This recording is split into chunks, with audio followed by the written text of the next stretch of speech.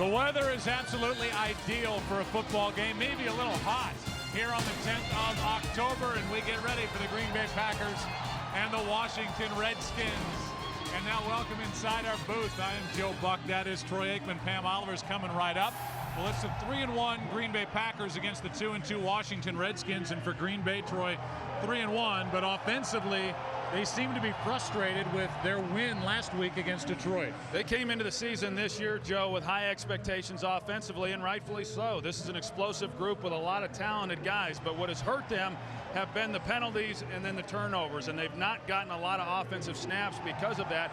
I anticipate a couple of things. One, that they're going to speed up the tempo and try to get more offensive plays in, and then secondly, trying to find a way to get the ball into the hands of Greg Jennings, something that they've struggled to do in recent weeks. On the other side of the ball, you've got a Washington Redskins team coming off an emotional win, a divisional win at Philadelphia last week. That's good. What's bad is they lost their top running back, Clinton Portis, and now it's up to Ryan Terrain to carry the load. Well, Ryan Terrain has impressed, everybody over the last few weeks. He's been awfully productive when he's had his opportunities, and he's going to be a big focal point here today because the Redskins are still about running the football, and for them to have a chance to win this game here today, that's going to have to continue. Now, defensively, Green Bay really banged up at the linebacker level and in the secondary, something we'll talk about as we go through the early stages of this one. It is the Packers and the Redskins. We'll be back after this Verizon NFL Mobile Update. Fox Sports welcomes you to the following presentation of the National Football League.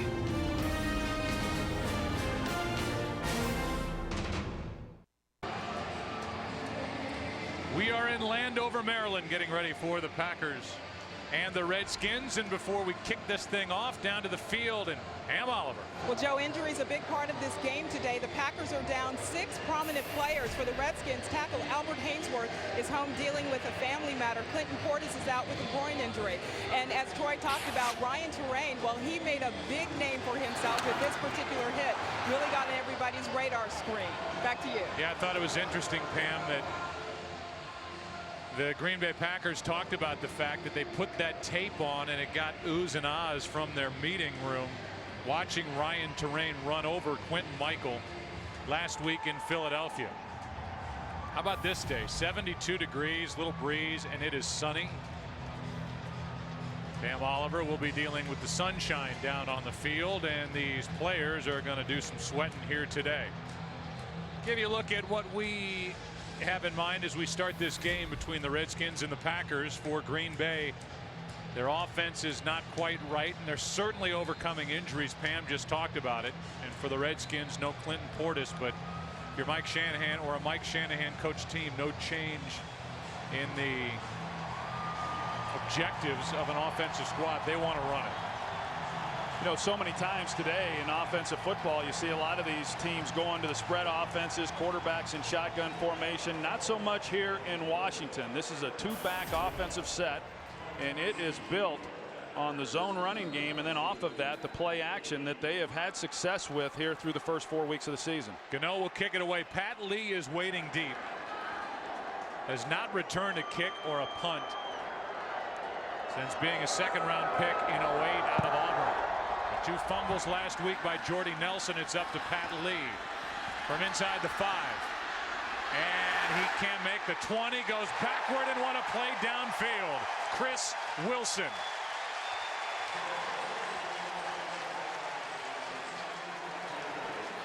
A 7-yard return and a poor start as the kick returner for Pat Lee.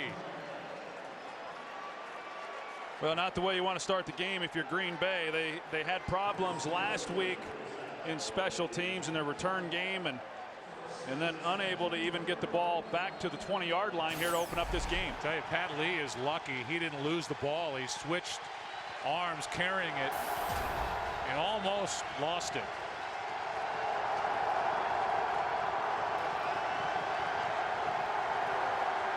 Starting from the 8, Rodgers has a man wide open. That's Jennings. And the completion for 8 yards, a little more breathing room for Aaron Rodgers, who last week was critical of the offensive approach put out there by his head coach and basically coordinator play caller Mike McCarthy. Yeah, I think he just wants more opportunities to throw the ball and give these big play guys more chances for big plays. And that is one thing, but you got to have the ball to do that. And last week, what they have, 40 offensive snaps was all? That's it. 2nd and 2 play action. Far side of the field wide open, and instead of just dropping it off, the completion to Lee, and he fumbles it. Kareem Moore on the return for Washington, still going to the 20. LaRon Landry knocked it out. Kareem Moore picks it up, and here's the completion to Lee. Well, he clearly has possession of the ball. At least it looked like it from that angle right there. LaRon Landry comes in from behind him and then strips the ball after a nice throw and catch by the Green Bay Packers. So what'd you talk about coming on the air, penalties and turnovers, and this was a Green Bay team that was plus 24 in the turnover ratio last year. That led the NFL by a mile. Right now they're -2. And Jermichael Finley, their big weapon tight end and leading receiver, is going to limp off the playing field. Well, this is already a team that's been dismantled because of injury, and if Jermichael Finley's unable to go, I mean, that is a huge blow to this offensive unit. As is a catch and fumble by Donald Lee. Good start for the Skins defense.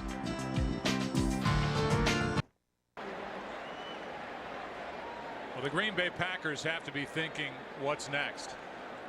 They have to cart Jermichael Finley off the field. Here's the fumble by Donald Lee. LaRon Landry has developed a reputation as being one of the most feared hitters in the NFL. And then Finley's in on the tackle. Doesn't look like much. And then Lee gets in on the tackle at the very end of the play.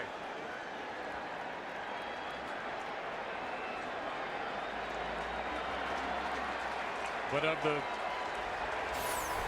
concerns now for the Green Bay Packers defensively, they are injury riddled at the linebacker spot. They lost their rookie safety Morgan Burnett. He's on IR.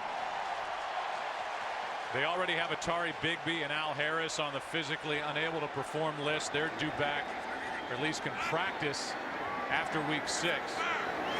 Now it's Washington taking over at the 21. And Ryan Terrain on the right side. Good play is made.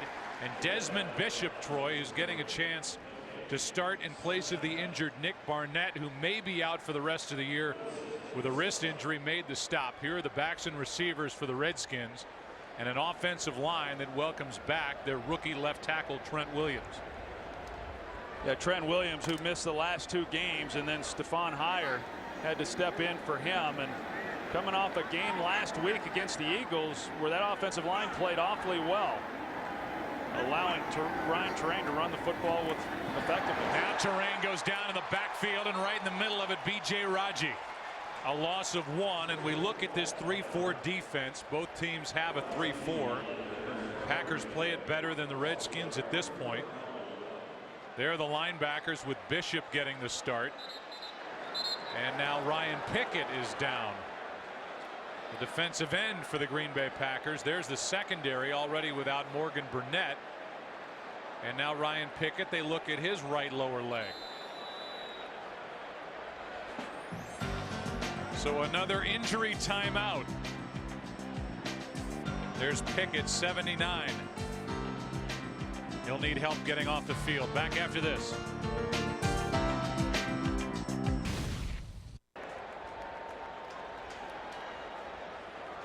Well, this has been a rough start for the Green Bay Packers. Not only the turnover on their first possession of the day, but they've had 3 injuries happen in less than a handful of snaps. And here's Donovan McNabb on 3rd and 11 with Keelan Williams in the backfield. That's him in motion. Just activated off the practice squad, and a bad snap. It hops right into the arms of McNabb. Matthews makes the play, and the Redskins are out of field goal range. What a mess that was offensively. A terrible series by Washington. A loss of 23, and now they'll have to punt. Yeah, bad snap, and then you can see Clay Matthews, who comes right off the edge. Actually, it was a good snap. It just went right through Donovan McNabb's hands. I'm not sure if he wasn't anticipating the snap or what, but obviously when the ball goes back that far, you're not going to be able to keep Clay Matthews from being able to make a play on that. And what a great job defensively by the Packers, not even giving up a field goal. Hunter Smith, who was just signed with Josh Bidwell, going on IR with a sore right hip. Punts it. 34-yard punt, and this is sack number 8, Troy, for Clay Matthews. Well, that's a gift right there by Donovan McNabb, because Jamal Brown, he's he's not anticipating that Donovan McNabb's going to be 15 yards further back than where he's supposed to be within the pocket. You see, it just went right through Donovan's hands, and Clay Matthews right there to then make a play on it. Now they have officially changed it to an aborted play, so no gift and no sack number 8 after they originally said it was.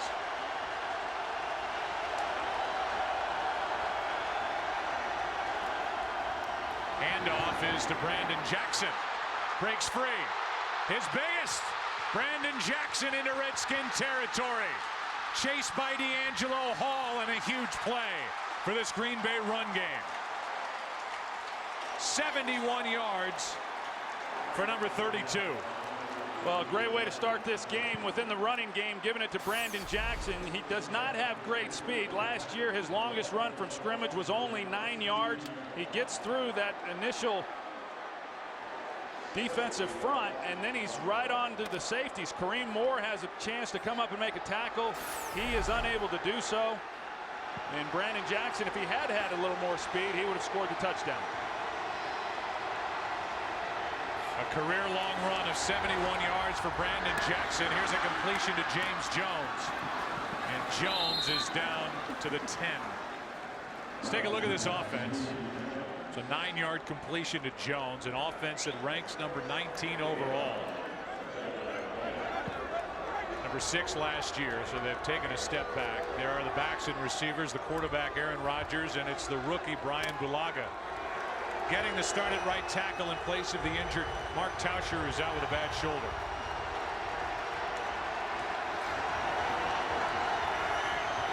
Second down and 1. Now it's John Kuhn, first down to the 5, first and goal.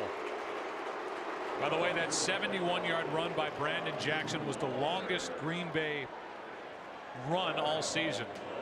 Previous high was just 18 yards, so that was a break-free moment for Jackson in this run game of the Packers. Yeah, and I think when you look at Green Bay and how they have run the ball, or how they've not been able to run the ball through the first 4 games, the reason their statistics have not looked very good is because they haven't been able to create the big play within the running game like we just saw.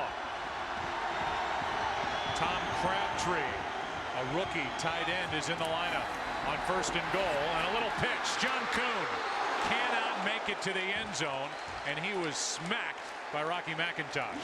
A gain of 4. It was a well-designed play. Rocky McIntosh, he just did a great job of stonewalling him and not allowing his forward momentum to go any further.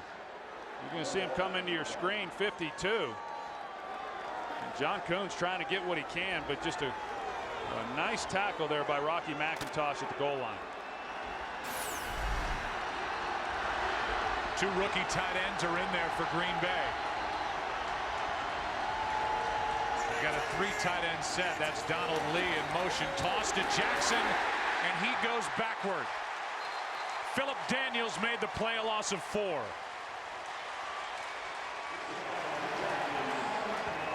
We'll see Philip Daniels right in a defensive tackle right here.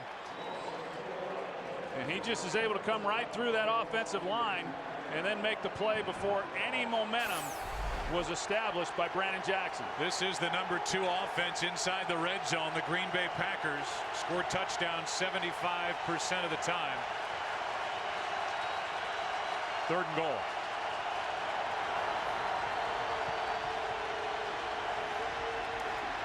Time, completion, touchdown. Donald Lee. He had the early turnover, and now he's got his first touchdown of the season.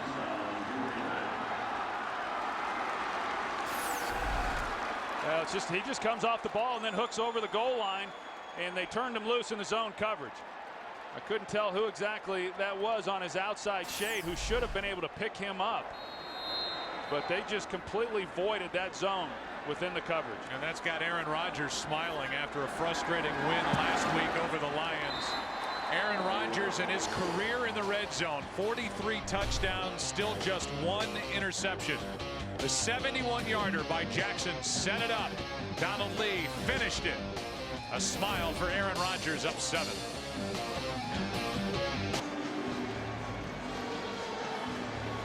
So a 7-0 Green Bay Packer lead. There's the drive. Covered 90 yards, the biggest chunk taken by Jackson with a 71-yard run. And then Aaron Rodgers tossed the touchdown. 17 career touchdown catch for Donald Lee. And on the season, number 9 for Aaron Rodgers. This is Simpson on the return, getting a chance. And Chad Simpson crosses the 25 and pushes the pile out near the 28. 27-yard return. Take a break, and when we come back, Donovan and this Redskin offense will try to do better this time. Down 7. Donald Lee has his pads off, and he's walking into the dressing room. He's got 2 catches, just picked up the touchdown, and so they're going to give him a look. Already lost your Michael Finley, and if we get an update as to what exactly the problem is for Finley, who they lost in that turnover, we'll pass it on. There's Charlie Pepra, who's making the start. Just his 2nd start. Place of the injured Morgan Burnett. They roll McNabb out, who flings it for Armstrong and overthrows him by 8 yards. 2nd and 10, back to the touchdown. Yeah, you see Donald Lee, he comes and he just runs a curl once he gets across the goal line. It looked to me like London Fletcher, the middle linebacker, would be a guy who would squeeze that, but whoever zone that was, it was certainly vacated and a busted coverage, because that was just too easy. And I know as a quarterback, when you've got the ball down in that area and you're trying to just stick it on a receiver at the point of the goal line, you see a linebacker drop that deep into the end zone. That's an easy touchdown throw. Now 2nd and 10. McNabb sets up a screen for Ryan Terrain. And Terrain drags A.J. Hawk with him. Picks up 10 and a 1st down. Good blocking out front. Casey Robach was out there in front of Ryan Terrain to help pick up a 1st down. Well, already we're seeing the Redskins, they've come out some in some one-back sets, and the Green Bay Packers, you kind of wonder what they're going to do defensively. Last week, almost exclusively their nickel defense, and they've come out here this afternoon and they're running the same package against the Washington Redskins. Terrain, plenty of room to run, and Ryan Terrain gets 7. We go to Kurt Menefee for a game break. The Bears hadn't had a rushing touchdown since week 13 of last year, but with Todd Collins starting for the injured Jay Cutler, they go back to the ground game. Matt Forte making it pay. 68-yard touchdown here. His 2nd rushing touchdown in the 1st quarter. He's also over the 100-yard mark already on 4 carries, and they lead Carolina 14-3. Joe, Troy, and Pam. So a good start, Kurt, for the Chicago Bears, and that offensive line couldn't block for Jay Cutler last week, but they're blocking for Matt Forte today. Cutler out with a concussion. 2nd and 3. Here is Terrain. Cullen Jenkins got his hand on him. He's only got the right hand available to him, wearing a club on his left hand. Plenty to talk about injury-wise. Let's go down to Pam Oliver. Well, Joe, tight end trying to determine the severity. Finley remains in the locker room. He was joined there by defensive end Ryan Pickett. He also has a knee injury. Finley and Pickett are questionable. Donald Lee is out with a shoulder injury. Wow. So he makes the touchdown catch, jumps toward the fans down the far end of the field after the touchdown, and now he's out. We lost Pam for a second there. That was scary. 3rd and 3. McNabb throws high.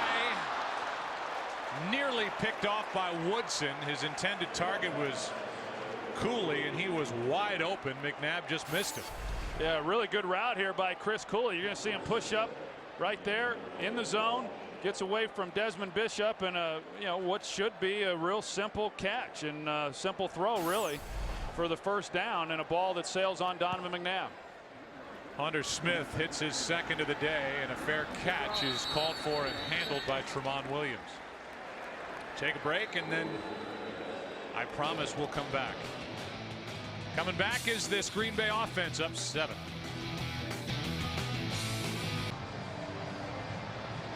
Good start for Aaron Rodgers. Couldn't be any better. Has a touchdown.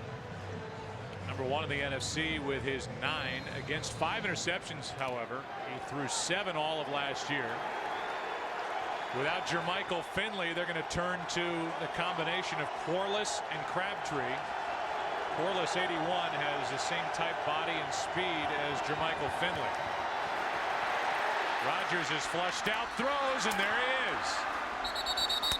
Andrew Corliss makes the catch, has 13 yards up across the 25. Yeah, I like this young man, Andrew Corliss. As you said, Joe, watching him, he has a lot of the same type of attributes as Jermichael Finley, and they'll split him out. They'll let him run some of those wide receiver type routes. He's got good speed for someone his size.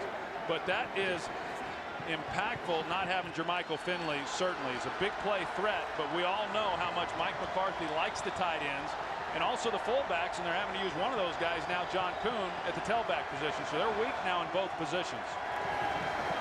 On first down, here's Jones, and James Jones makes LaRon Landry miss, spins his way for 10 and a first down. There's a new way to play fantasy football.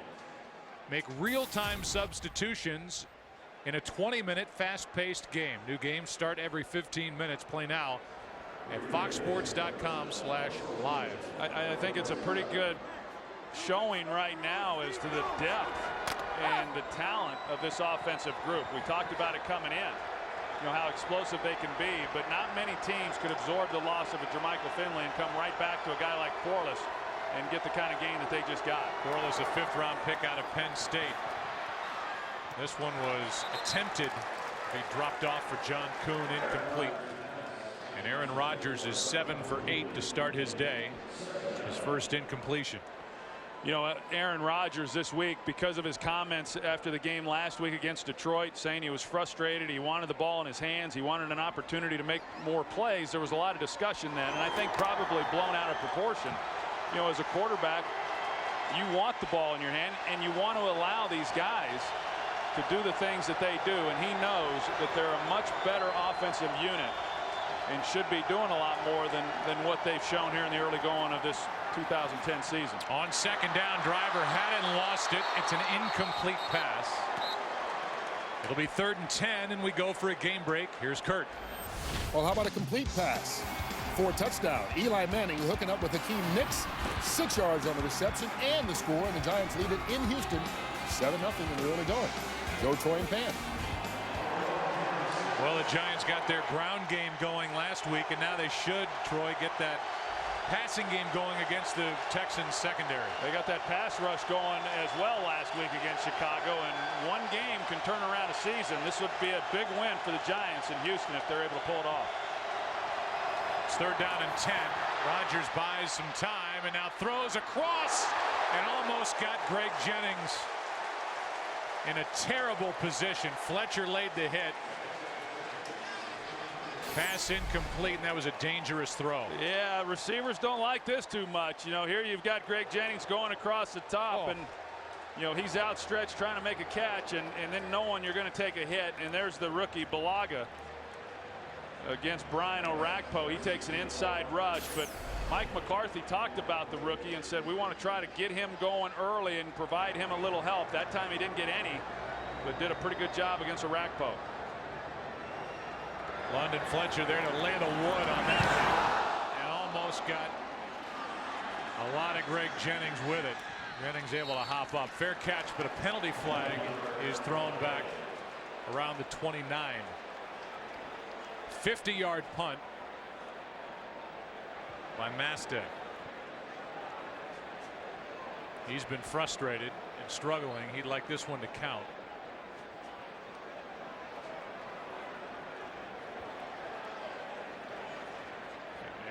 And it's against Green Bay, so Mike Shanahan has the option He's going to make him re-kick it. Or they can tack it on at the end of the play. And it looks like they're going to tack it on. Personal foul, chop block, kicking team number 29. 15-yard penalty will be added to the end of the kick. First down, Washington. Timeout.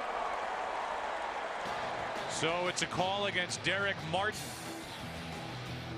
They'll add the penalty to the end of the play. Washington has it, down 7.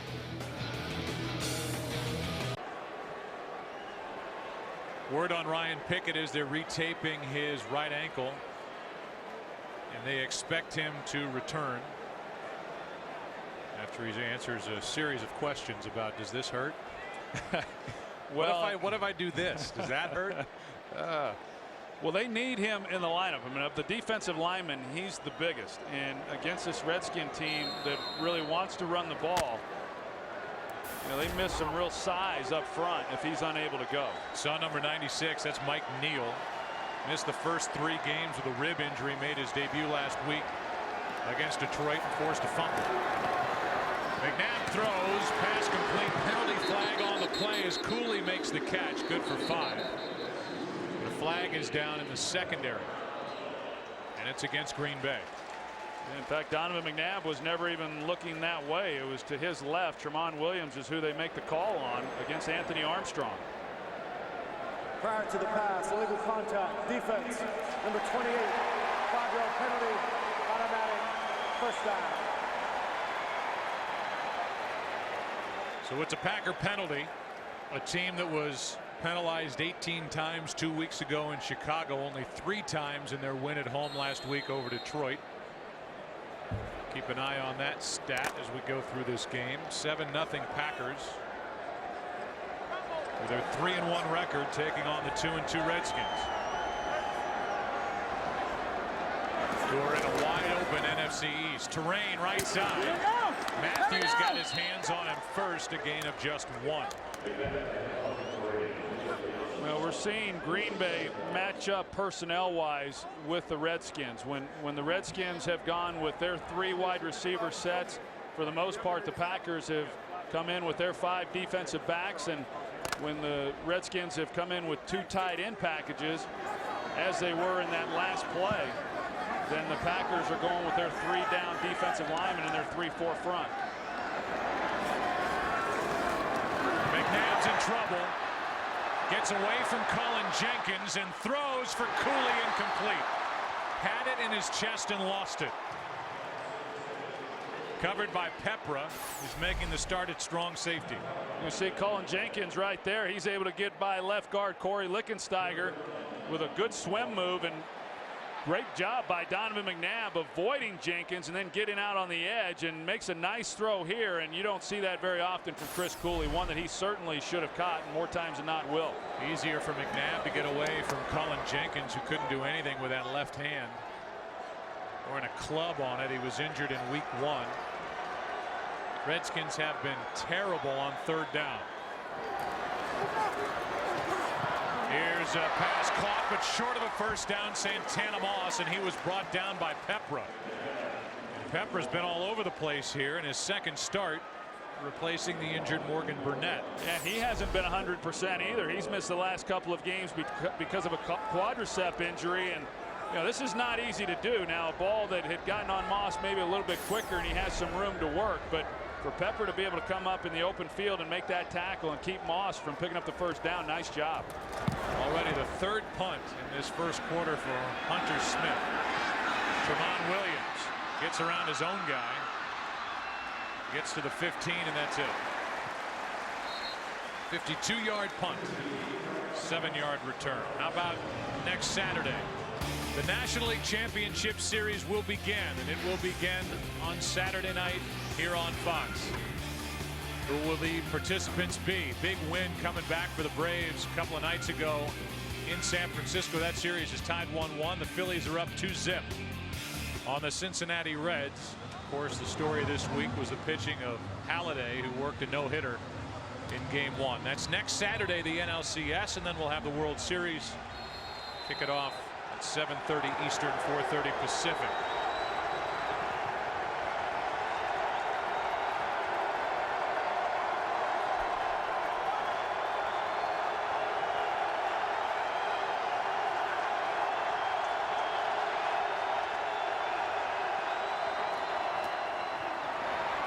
Brandon Jackson stays on his feet, now to the 21. 7-yard run. Well, we saw Aaron Rodgers right there. He was changing the play at the line of scrimmage, and more than likely they had a pass play on. And the Redskins last week were very successful against the Eagles in not giving up big plays.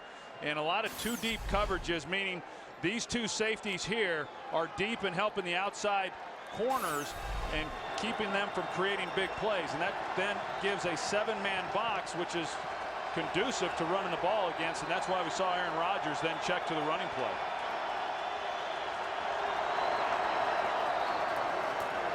Quick throw for Jordy Nelson, and Nelson shakes a tackle and almost broke it. Nelson good for 9 and a Green Bay first down, and despite the injuries, we welcome you inside our broadcast booth. I think you have to be impressed with the start here so far for the Green Bay Packers. Yeah, I mean, outside of the turnover that they had on that first possession, but other than that, they're getting in and out of the huddle, and I think that's so important to offensive football. In fact, Mike McCarthy talked about it, and that we're not getting enough offensive snaps. So one way to do that is, one, not turn the ball over, but then also kind of hurry it up a little bit and see how many snaps you can cram into a 60-minute ball game.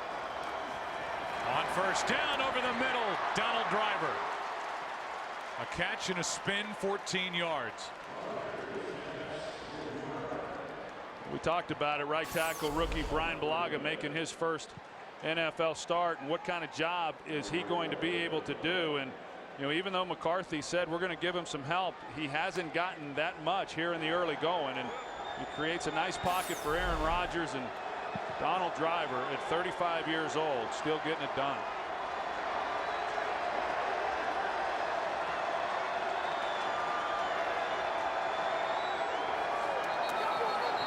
Bulaga got an early start. That's the way that Ball deal start. works, right? Offense, number 75, 5-yard penalty, first down. The minute we talk about somebody. That's why you never brag on offensive linemen. As soon as you do, they do something like that. All right, Brian, I was going to talk about you, buddy. That's why Flozell Adams won't talk to you anymore. Good for 2 a game. First and 15, under a minute to go, first quarter, and Rodgers has completed a pass to 7 different receivers already. That's why they're tough to defend. Rodgers slings it downfield and completes to Jones, who gets smacked by LaRon Landry, but a completion of 35 yards from Aaron Rodgers. Like Aaron Rodgers initially was trying to go to the middle to Tom Crabtree, their other tight end, and you know, James Jones makes a nice release, and that's that void that I showed a moment ago with the safety playing deep and corners up. There's that area at about 15 yards along the sideline that the Eagles were never able to exploit last week. That time James Jones was able to.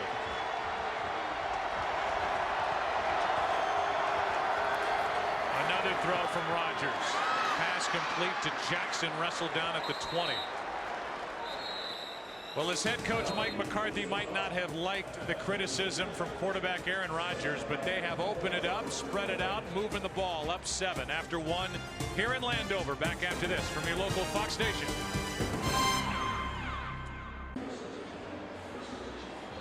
Well, the Packers can come at you from so many different angles. Well, they're on pace for 800 yards today. I think that would be some kind of record, don't you? I would think. They average over 320 a game. Over 200 total yards in the first quarter. And turned it over once. Here's a completion and a first down. Pass is caught by James Jones, who's been busy, in a gain of 11. We'll go back and take a look at Aaron Rodgers here, and he's going to get flushed out then to his left, and the throw that he makes right here, because Philip Buchanan actually plays this pretty well, and you've got to throw a perfect pass over a corner and get it into that hole before LaRon Landry, the safety, gets over there, and you're doing that all while running to your left. One of the hardest throws for a quarterback to make.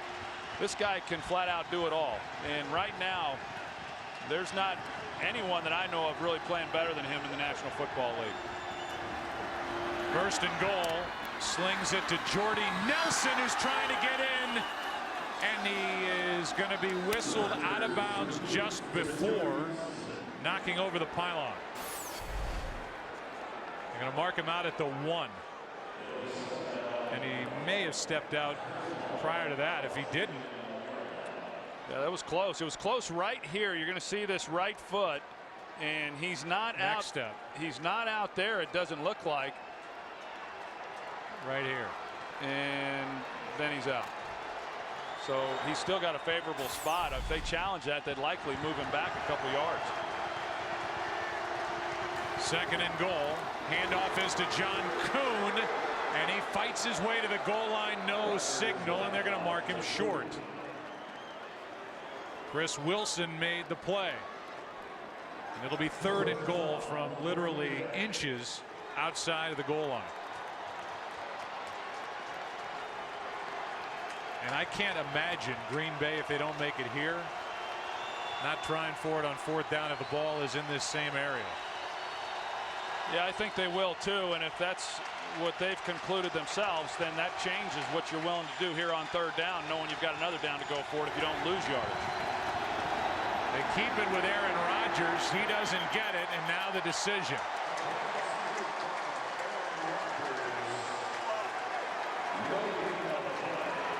As of now, Mason Crosby stays on the sideline. And they're going to go for it on 4th and goal. Well, good job inside, really, on the last 2 plays by this Redskins defensive front. They've gotten pressure back. And on that last play, they got pressure right over the center. Scott Wells. And there was just no movement whatsoever. Play clock is at 7. They may have to use a timeout, and they will. Wholesale changes in the offensive huddle for Green Bay. Rodgers looks a little woozy going back over to the sideline after that hit. They'll talk about it. 4th and goal when we come back. This crowd cranks it up on 4th and goal.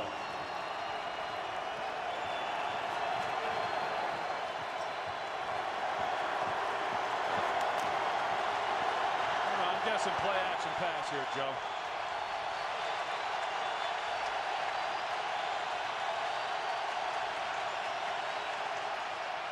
He does keep it. This is for the rookie, incomplete, well covered by Alexander as he knocked it away from Quarles.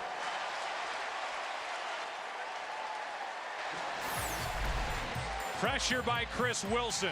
Lorenzo Alexander, who does it all for this Redskin team, made the play. And the Redskin defense holds on 4th and goal. 2 guys hooked up on that last play here in the NFL who were good friends in college at Cal. Lorenzo Alexander, according to Aaron Rodgers, took him under his wing when he transferred there from junior college. He made the play on 4th and goal. And I don't know how you can move it any closer to the end zone, but Jamal Brown just did that. Well, and that's why hard count's actually a good thing to use down here if you're the Redskins. 1st down.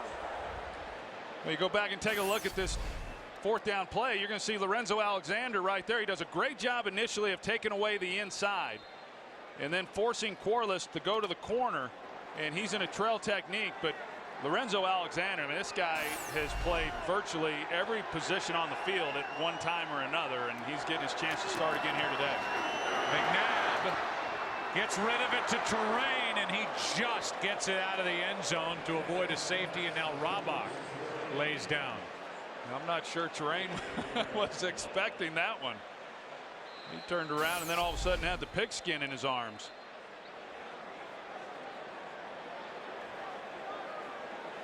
There's Terrain. Yeah, he was surprised, and he was lucky he got out of the end zone. Well, and Jamal Brown's lucky he didn't get a holding penalty. And had he of, then that would have been a safety.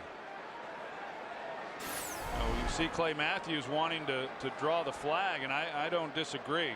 Jamal Brown, clearly had a grab of Clay Matthews underneath the shoulder pads. Will Montgomery is going to come in. Casey Robach, they stopped the clock, so they're going to make Robach sit out of play. And we'll see who takes over at center. Lichtensteiger is listed as the backup center. Or they could just slide Montgomery into that spot. And it's Lichtensteiger. 2nd and 8.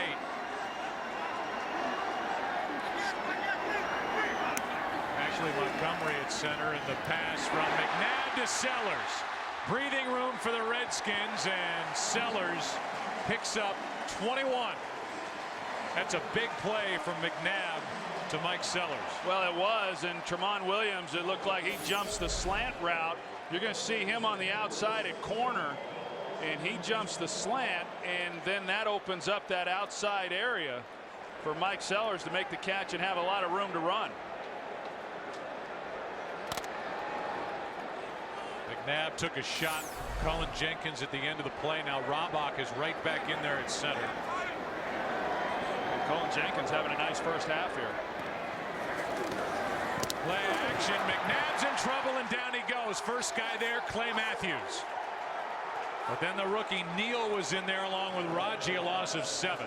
Well, Clay Matthews still mad that he didn't get the holding penalty. You're going to see him come right around Jamal Brown here, and how low he's able to get to the ground right there with that right shoulder. Once he dips, Jamal Brown's just not able to stay up with him, and that's the kind of speed that Clay Matthews has. Now he forces the pressure by Matthews, then forces McNabb up in the pocket, and then you've got that inside pressure from, again, Cullen Jenkins, who has been getting pressure throughout this first half inside. Here's Cullen Jenkins right there, 77.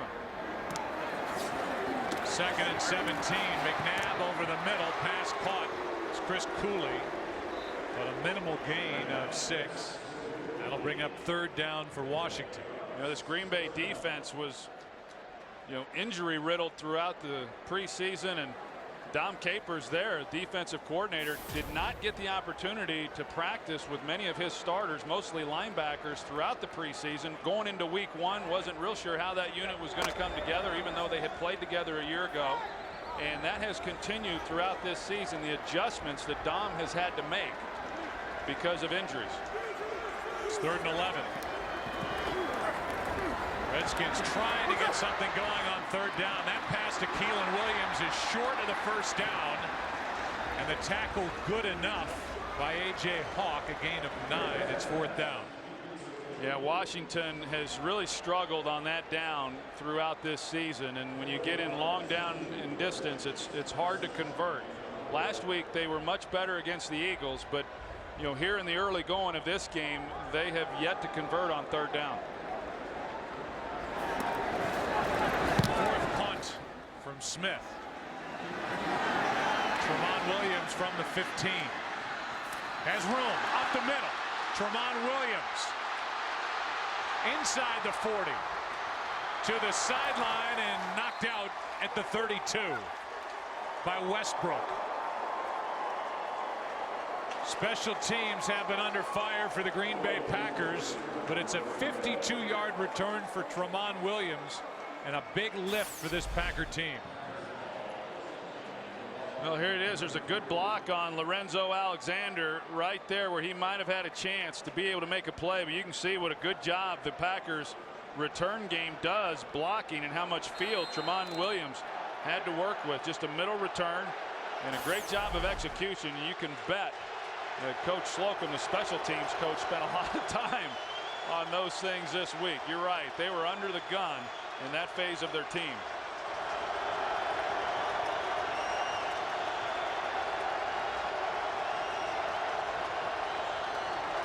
Out of the shotgun, Rodgers dumps it down to Jackson.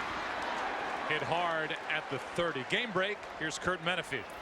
Nice start for Hakeem Nicks today. This is his 2nd touchdown reception from Eli Manning from 12 yards out. He was also tackled at the 1-yard line on what would have been a 3rd. His 2 touchdowns plenty as the Giants have a 21-0 lead in the first half. Joe, Troy, Penn. Well, the Giants took it to the Bears last Sunday night, and they are picking apart a bad Texans defense. Well, Jimmy Johnson said on the pregame show that he'd take Matt Schaub over Eli Manning, and if Eli didn't play in New York, it wouldn't even be a discussion. I wonder how he feels now.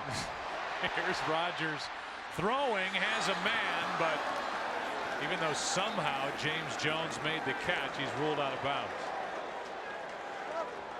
Ronnie Holiday with pressure on Aaron Rodgers. How is this game 7-0? I mean, it just doesn't feel like that at all. You know, I think the Packers are asking themselves the same thing, because I mean, they are obviously moving the football, and then when you don't get the ball in the end zone from inside the 1-yard line, but you let a team like the Redskins hang in there, it doesn't matter what the statistics look like. At some point, they're going to have a surge, and they're going to put some points up of their own. It's 3rd down and 7. Rodgers in trouble. Has nowhere to go except down. Orakpo was in there, as was Lorenzo Alexander.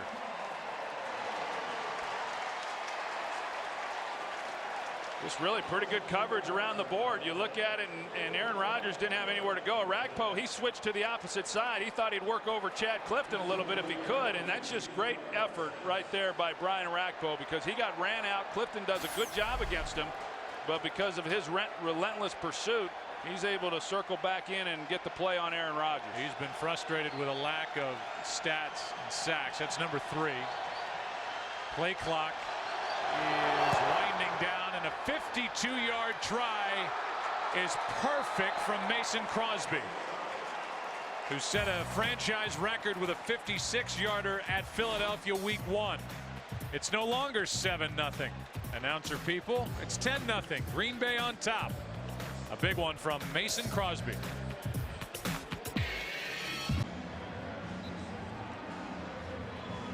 Well, Aaron Rodgers, there's his day so far. He's hit 8 different receivers, been able to spread it around. That sack by Orakpo did not knock the Packers out of field goal range. 52-yarder from Crosby, who's got to be excited with the way his season has started. Trent Williams with that 52-yard punt return set it up.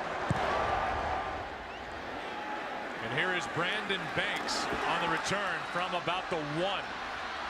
He can fly, and he proved it at Philly last week. A penalty flag is down. There's a flag down as Banks is caught by Pat Lee.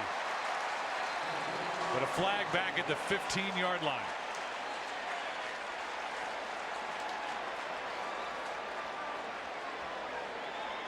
Gene Steratore, the referee, will call his group together. And everybody heads back down to our left toward the Redskins end zone.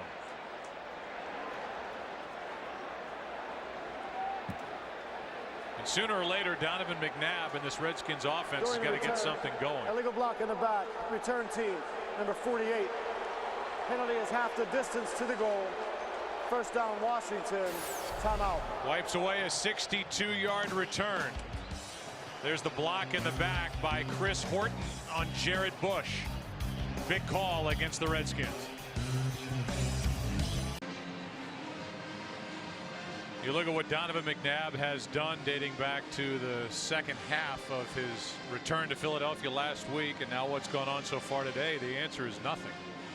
He has not been able to move this team at all through the air. Terrain has had a couple of good runs today, but that's it, and it's 10-0 Packers here in the second. And that's kind of been his play since coming here to Washington. I mean, it's been somewhat inconsistent. I mean, he's had moments, especially week 2 against Houston, where he threw the ball as well as he's thrown it at any time in his career, and then he's had other times where he's not been quite as sharp. Here is Terrain trying the left side. Collins can't make a tackle. Decent run as Ryan Terrain picks up 4. Brad Jones on the stop, and there is 30-year-old Kyle Shanahan, who was directing the Texans offense prior to this year. Yeah, 30 years old, and did 2 years as offensive coordinator on Gary Kubiak's staff there in Houston, and did a heck of a job. Last year, you know, Matt Schaub led the league in passing yardage, and you know, obviously a young-looking guy. He said when he first started working players out, when he became a coach in the NFL, people thought he was the equipment manager. Here's Terrain left side again, and he lowers his shoulder, has a 1st down at the 20. You know, but I can tell you, Joe, that you know, as a player, age is not really a factor. I mean, and Kyle said it best, and he's 100% right, that all players want is somebody calling plays or somebody coaching them that they know knows what they're doing. And this young man certainly does. He's, of course, grew up at the footsteps there of his father, Mike Shanahan, and got indoctrinated into that type of offensive system and has done a heck of a job in a short period of time as an offensive coach. McNabb rolls out to his right, and he cannot outrun Matthews.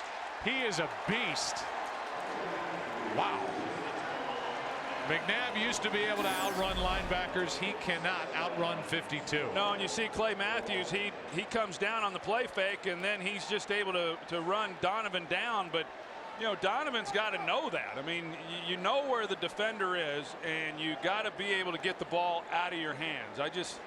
You see Kevin Green, and what a great player he was. And he's done a nice job coaching up these outside linebackers. Dom Capers brought him back, and, you know, you couldn't ask for a better pupil to be coaching than Clay Matthews. What a talent. But Donovan's got to get that ball out of his hands. McNabb throws, and he's almost picked by Woodson, who drove that right shoulder right into the ground. Able to get back up. Cooley, the intended receiver.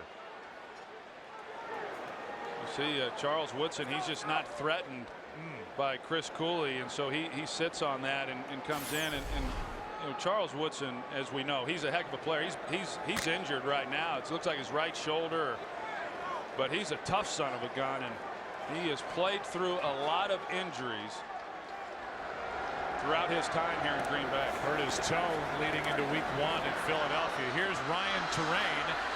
Woodson can't make the tackle. Terrain can't get to the sticks. A gain of 9, and this offense is right around the line of scrimmage. Nothing down the field. Donovan's not creating anything. It's just doing nothing. Well, and they know. I mean, this is an offense that if they can't run the ball, they're going to have problems, because Donovan's not just going to sit back in the pocket and throw the ball to the people that they have. I mean, they've got to be able to run the ball. They've not done that, and then that affects what they're able to do play action wise. Here is Trent Williams coming off a big return. Starts at his 25, gets spun around, stays on his feet, but nowhere to go. He'll make the 30. Who was down there first? Lorenzo Alexander, who does everything for the Redskins. Next week, it's week 6 across the NFL, and we look at the slate of games. It's a good one. Falcons and Eagles, Seahawks, Bears, Lions, Giants, Cowboys at Vikings, the late half of the doubleheader. Game 2 next week, and it all starts the Ford Fox NFL pregame show, brought to you by the all-new Ford Edge Drive 1. Yeah, you talk about that Vikings-Cowboys game next week, and the Vikings were somewhat of an afterthought here through the first 3 or 4 weeks of the season, but that trade for Randy Moss put them on the NFL landscape this week, that's for sure, along with some other things. Yeah, no doubt. On first down, Driver started to run before he made the catch. 2nd and 10, game break. Here's Kurt. Frank Caliendo's upset pick the Cleveland Browns over the Falcons. Seneca Wallace hooking up with Peyton Hillis, who makes a nice one-handed catch, making Frank look all right now. They lead at 7-6. Atlanta's though marching late in the second quarter. Joe, Troy, and Pan. Peyton Hillis has a touchdown in every game this year, by the way. That's good for anybody who's got him in their fantasy team. 2nd and 10. I wonder who does. I don't know. Rodgers steps up and now throws, has James Jones, but threw it too high.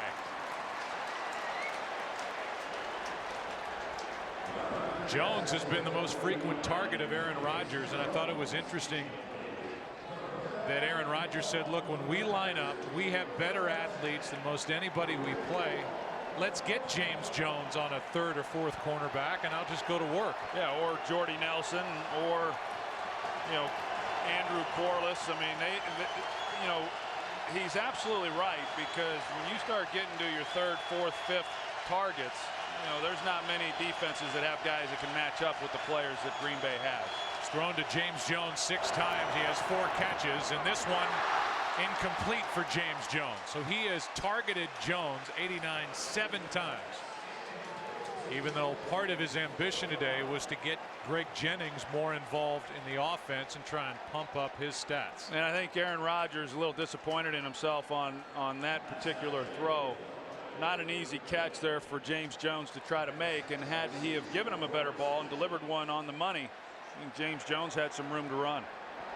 Brandon Banks for the Mastay punt.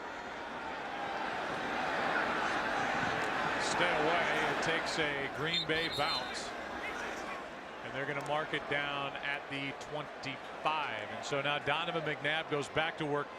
The Redskins have been able to hang in. Let's check the flag. The kick, holding number 36 of the receiving team. 10-yard penalty from the end of the kick. First down, Green Bay. So here comes McNabb, and I think it's at least interesting, Troy, to talk about the fact that after they made the trade with Philadelphia, they have not extended Donovan McNabb's deal here with the Washington Redskins. So clearly they still want to see something from number 5 before they lock into him for the long term. Yeah, I think you're right on that, because there hasn't been anything done yet, but yet they gave up a second-round pick for them or for him, and that's kind of been the way the Redskins do things. It's interesting that they're playing the Packers because, you know, they don't give up draft picks, but the fact that they gave up a second-rounder, you know, conventional wisdom would say, okay, well, they're going to sign him and they're going to keep him around for another 3 or 4 years or however long Donovan decides that he's going to play, but there's no guarantees. They gave up a second-rounder last year for Jason Taylor, and he was one and done. On first down, play action, and McNabb avoids a sack and can't avoid one any longer. Mike Neal lost his helmet, and McNabb is brought down back inside the 10. There is a flag down, and it's hands to the face against Green Bay.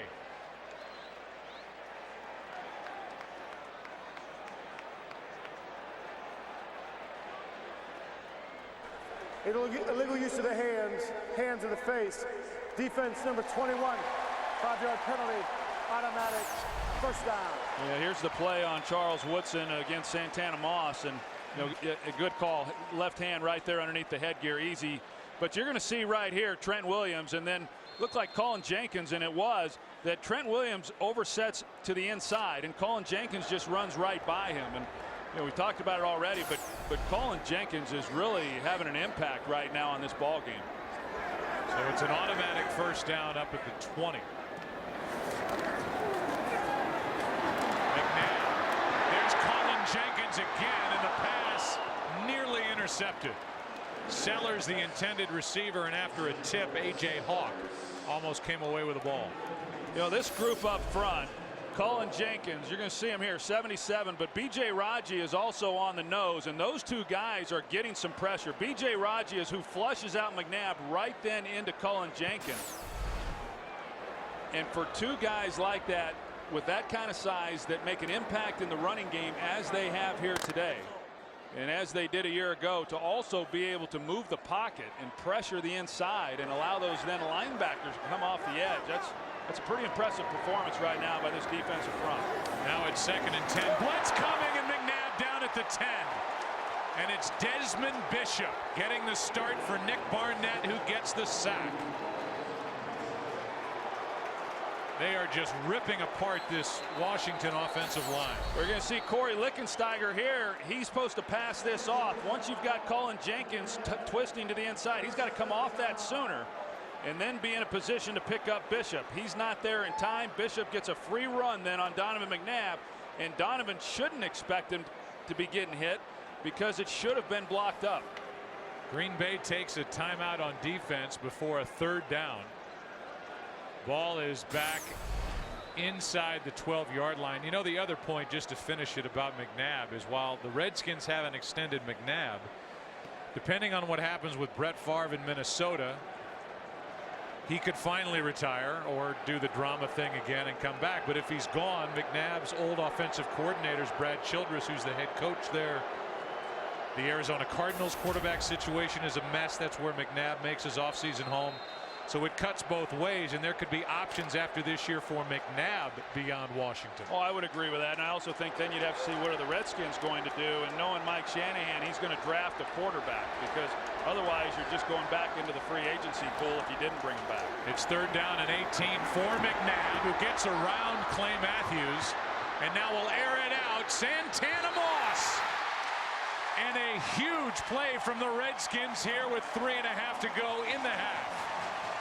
McNabb made that happen. 52 yards to Moss. Santana Moss is the one who makes this happen. Once he comes on the deep crosser, he sees McNabb in trouble, and right there is when he then got vertical up the field and gave McNabb somewhere to go with the ball. Pepra was in coverage. He was actually in good coverage, but because McNabb was able to extend the play, Moss then got vertical and gave McNabb a perfect outlet up the field. So quarterback and receiver with a big play. Now the Packers were not set defensively. They were scrambling around, and the handoff to Terrain is good for 7. Woodson on the tackle. And just like that, Troy, a 52-yard completion to Santana Moss.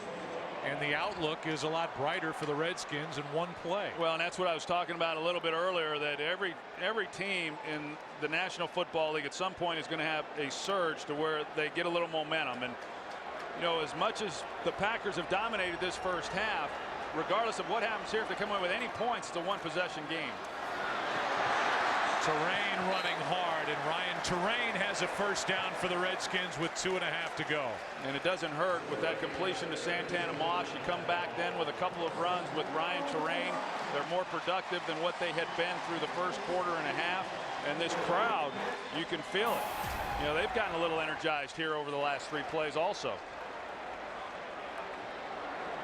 Redskins seem content with 3 timeouts remaining to let the clock wind down to the 2-minute warning. That's where we'll go. 2 minutes left. 10-0 Green Bay, and the Redskins on the march here in Landover.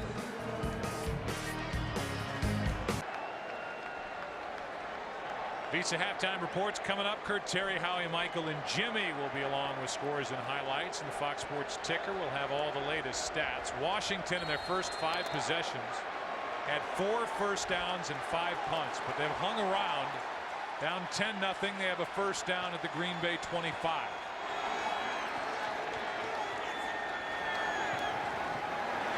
McNabb rolls out, throws, corner end zone, Moss, incomplete.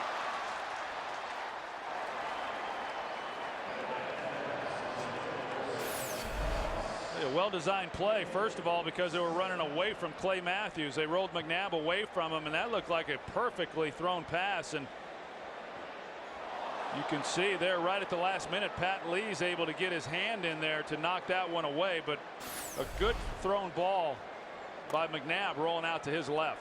Packers have been waiting on something out of Pat Lee, who was a second-round pick out of Auburn in 08. Because of injuries, he's out there getting a chance. Out on the field now, coming on a blitz, and the Redskins flip it forward. That's Moss. Colin Jenkins made the play. And Moss is brought down, looked to be inches short of a first down. Depends on the spot. You know, this Packers defense, last year they were just so dominant. We talked about the injuries, and you know, this year and the things that they have not been able to do as far as stopping the run, doing a great job in that area here today. But the one thing that has been consistent this year from a year ago is they just are tenacious and play with great effort. Here's a handoff to Terrain, a conversion on 3rd down with 1:13 left in the half.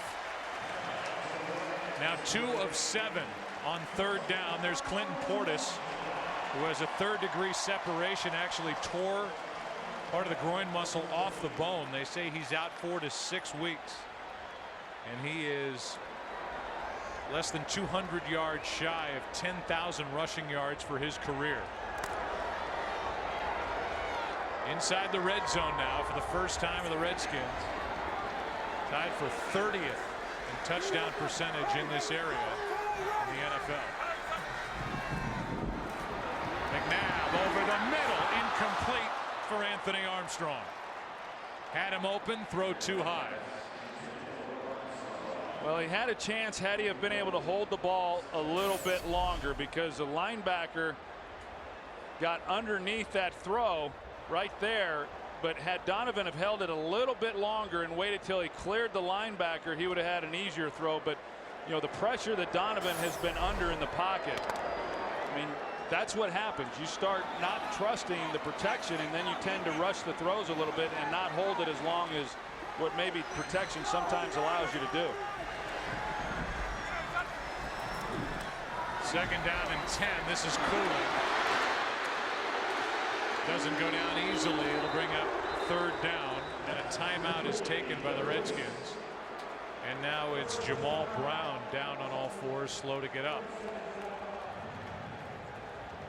Starting right tackle, who is spelled at times by Stefan Heyer.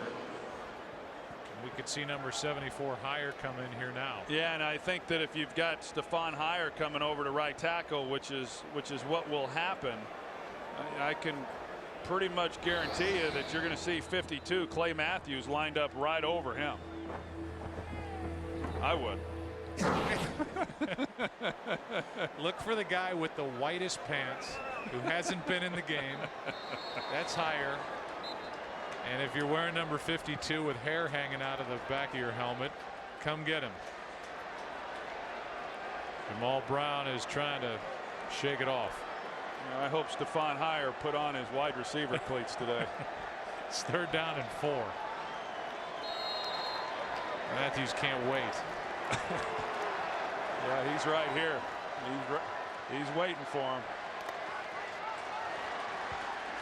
We're going to give him a little help with tight end Chris Cooley.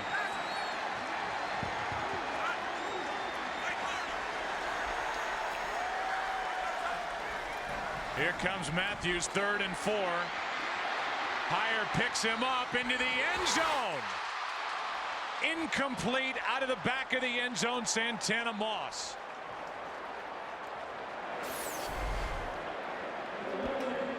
Hey, you see Moss there along the back line, and there is, he stepped out first of all, and then he can't be the first to touch the ball. And even if he had not stepped out of bounds, there is no force out any longer in the NFL, and so it wouldn't have been a touchdown regardless. And so now the field goal attempt from Gano. It was 8 for 10. 26-yard try.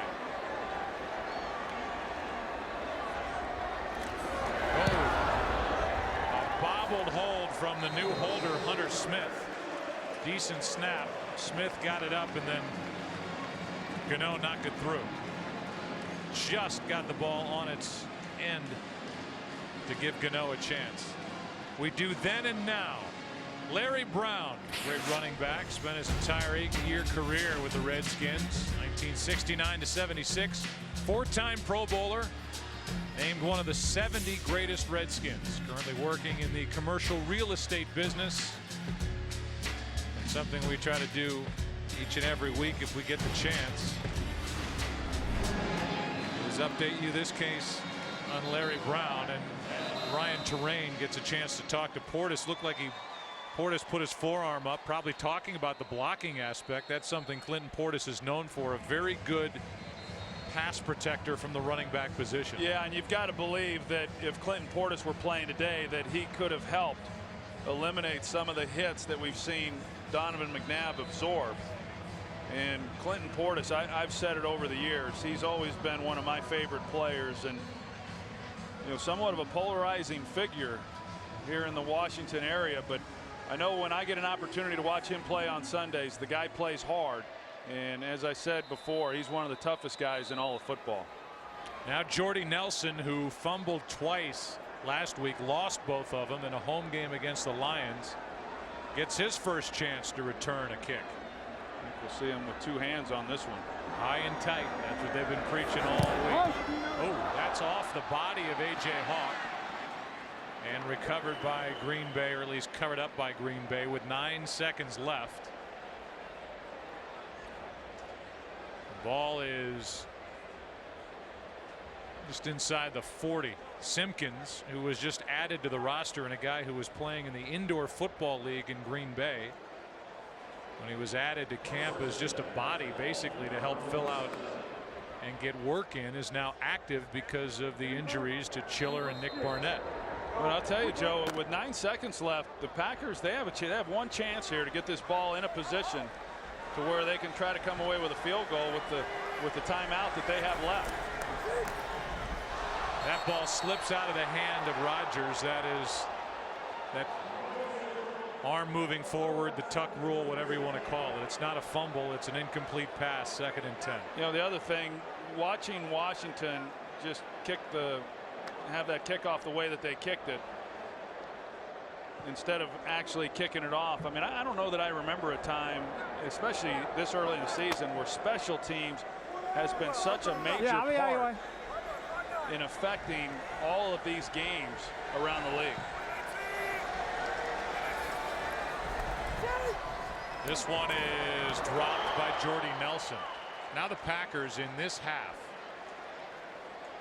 have run a total of 31 offensive plays. 25 of them have been pass plays. They've only run the ball 6 times. They have that 71-yarder by Brandon Jackson, and that's it for the run game. Yeah, and I think it has more to do with who they're playing against than anything that Aaron Rodgers said during the week or the powwow that he and Mike McCarthy had. When you come in, you're playing the second worst pass defense in all of football, and you've got the guys, even without Jermichael Finley, that the Packers have, then you're going to exploit that with a guy like Aaron Rodgers. Here's a quick throw and another drop. This time it's Donald Driver, and that's the way the half comes to a close. That's not good for the old quarterback rating right there. Aaron Rodgers is looking around like, what in the heck were those 3 plays? And Donovan McNabb was looking around much of that half like, what the heck is going on with my blocking? That's Raji and the rookie Mike Neal. Clay Matthews is always in on it for Green Bay. He has a sack and a half in this game. McNabb sacked 3 times, hit 8 times. So it has been a painful first half, and yet throughout all of this 30 minutes of play on the game clock, it's a 1-possession, 1-score game. Yeah, I think that's key. And on the one hand, if you're Green Bay, you feel good about the way you've moved the ball and some of the things that you've done that you've not been able to do consistently, you know, throughout this season. But yet, like you said, to dominate and not be ahead by any more than they are, it's got to make Washington feel awfully good right here after 30 minutes. It's the only touchdown of the day. Donald Lee, who then left. He goes over to celebrate, then left with an injury. With his pads off, he is out of the game. And so the Packers, though they feature the tight end a lot in their offense, are left with 2 rookies, Crabtree and Corliss. We will step aside. It's halftime here in Landover. It's a 10-3 Packer lead. Packers 3-1. Redskins 2-2. Visa halftime report is coming up. Donovan McNabb knocked around in the first half. We'll try to get it going in the second. Aaron Rodgers up by 7. Second half right around the corner. There's a look at the first half stats. 227 total yards. That big completion of 52 yards on a 3rd and 18 to Santana Moss by McNabb made the first half stats look better for Washington. They got 3 points at the end of the drive. It's 10-3. Redskins start the second half with the ball, and off we go. Brandon Banks is going to it. And Banks picks his way out across the 25 and was hit by Corey Hall. Let's go down to the field and Pam Oliver. Well, Joe, even though the Packers were able to move the ball, Mike McCarthy felt that losing tight ends Jermichael Finley and Donald Lee really kind of unraveled things a little bit for them. He says we have got to start pulling away from the Redskins. The offense left way too much out on the field. As for Mike Shanahan, he says that the field goal at the end of the half was really encouraging. He thinks the offense may have found a rhythm, but he feels like the Packers really kept him off balance defensively. All right, Pam. Yeah, a lot of pressure from Green Bay defensively despite all of the injuries at the linebacker level with Barnett and Chiller losing their safety Burnett. Prepra seems to have played pretty well here as A.J. Hawk makes that play, a gain of 2, Terrain on the carry for Washington. I think what Pam said in her conversation there with Mike McCarthy is good stuff, because you know, you look at what the Packers did offensively there in that first half. Only 6 running plays, and one of those was a scramble by Aaron Rodgers, and so 5 rushing plays, and yet they got the 71-yarder from Brandon Jackson, and then they really didn't continue with that. They got away from that and were throwing the football, and you know, I think a lot of the reason for that is because of the injuries to the tight end position. McNabb setting up a screen for Terrain. And Terrain runs into Pepra, who makes the stop, a gain of 5. Pretty good open field tackle by Pepra, who's getting the start across from Nick Collins in place of Morgan Burnett. It's worth mentioning again that Atari Bigby and Al Harris, one of the real good corners in this league, are both on the physically unable to perform list, and they'll be able to come back after next week's game and start practicing with the team. Packers have lost Finley, Lee, 2 tight ends, and Ryan Pickett. That happened early here against the Redskins. On 3rd down, over the middle, pass is caught for a first down. Moss, and the tackle by Collins, a gain of 13. Well, McNabb got just enough time to get that off. He goes to the ground again after he turns this one loose, but a good route by Santana. Moss right there off of Trent Williams, the corner, and then in front of the safety, and McNabb's able to put this one on him and protect himself a little bit. And a nice conversion.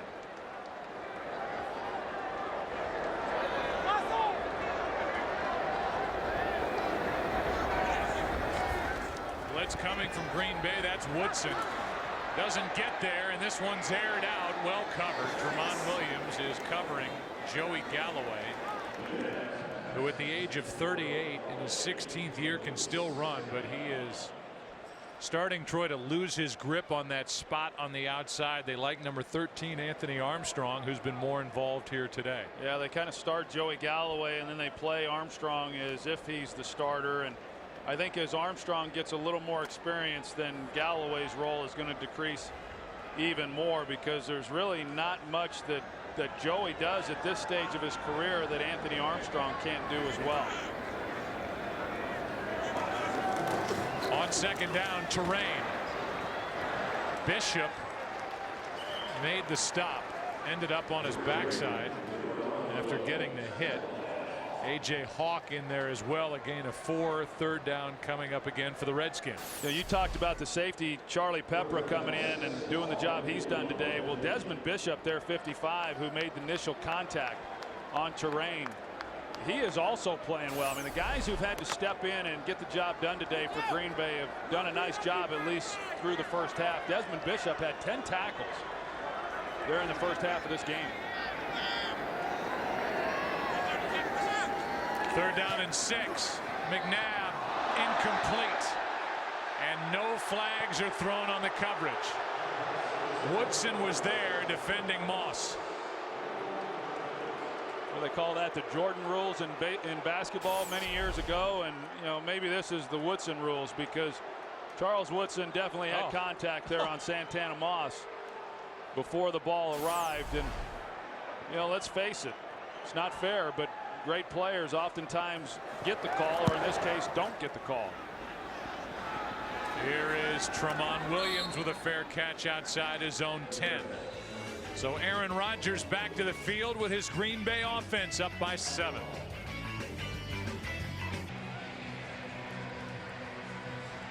Well, this will be the 5th time in 8 possessions that the Packers have started inside their own 15. Aaron Rodgers ended that first half 0 for 7 throwing it. 14 of 25 overall.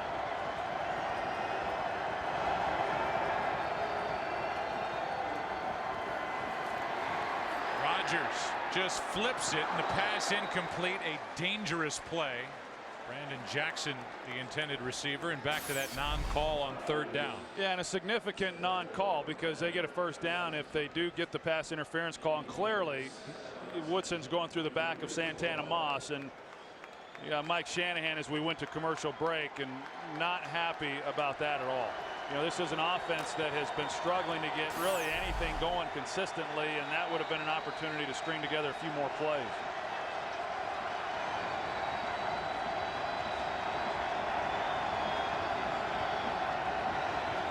Aaron Rodgers 0 for his last 8. That breaks that string, and Jackson out of the backfield fighting, and he's got a first down for Green Bay. Good effort by Brandon Jackson. 12 yards and a first down as he carried LaRon Landry with him. Washington just vacated his zone, and Aaron Rodgers finds him, and then he does a good job once he gets the ball in his hands. And Brandon Jackson is not real involved as a receiver within this passing game, and nor should he be with all the other weapons the Packers have. Now he gets it handed to him, and he goes for 1. Well played up front by this Redskins defense, and in the words of Mike McCarthy, they're still transitioning to figure out the 3-4 up front after switching from a 4-3 a year ago. Yeah, and Jim Haslett talked about that, and last year when the Packers went to their 3-4 scheme, they were able to draft Clay Matthews and B.J. Raji, the nose guard, and those are two positions you desperately need. The Redskins didn't have that luxury. They used their first rounder on left tackle Trent Williams, and then they didn't have a whole bunch of other picks because they've been giving those away for a long time around here.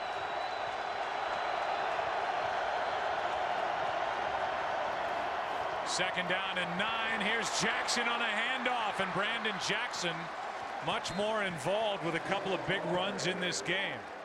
The catch and run for 12 yards for the previous first down, and now a 15-yard carry for Jackson, who has 90 yards on the afternoon. You look at the draft picks on the current roster, and the Green Bay Packers with Ted Thompson, who's done a great job, tied for most in the NFL, while Washington has the second fewest.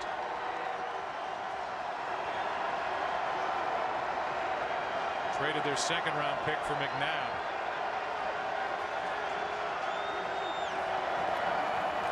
On first down, gunned to Driver, not touched. Down inside the 30. They'll mark him at the 26, and a catch and run of 34 yards. You see Washington get into some of their zone coverages, and they just turn people loose. And this time it's Donald Driver just running right up the seam. I mean, for a guy, one, to be left that open that far down the field, but then to make the catch, go to the ground, and still have nobody there to get a hand on him. It just tells you that a guy defensively was not where he was supposed to be. Driver picked up 14 yards after he fell down. And now on first down, it's John Kuhn. And he carries it inside the 20. Picked up 7. Adam Carricker, who was traded here from the St. Louis Rams, is in on the stop. To go back to the draft picks that we showed there with the Washington Redskins, or lack thereof, and that's why a lot of people, they look at Mike Shanahan, they say, okay, he's the latest in line of these high-profile, high-name head coaches to come in and try to turn this thing around. This has less to do with Mike Shanahan and mostly to do with Bruce Allen as the general manager and what he's able to do in terms of selecting players and maintaining some of those picks and building the team the way the Packers have built theirs. Kuhn is hit immediately by D'Angelo Hall. And they're going to give him forward progress for a yard. Daniel Snyder took over here in 1999, and there have been 6 head coaches, one of them an interim head coach, during the time Daniel Snyder's been in charge. It's hard to believe. I mean, this is a franchise that has not won a division title since Norv Turner was the head coach back in 1999.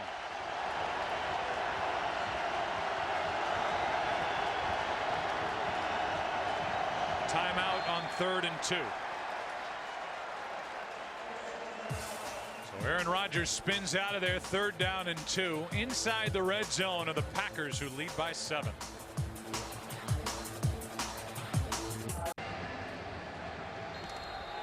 Green Bay Packers are just 1 for 6 on 3rd down today.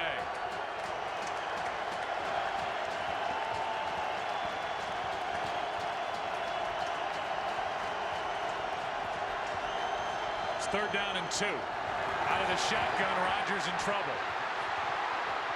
Bulaga with protection, end zone, and the pass incomplete.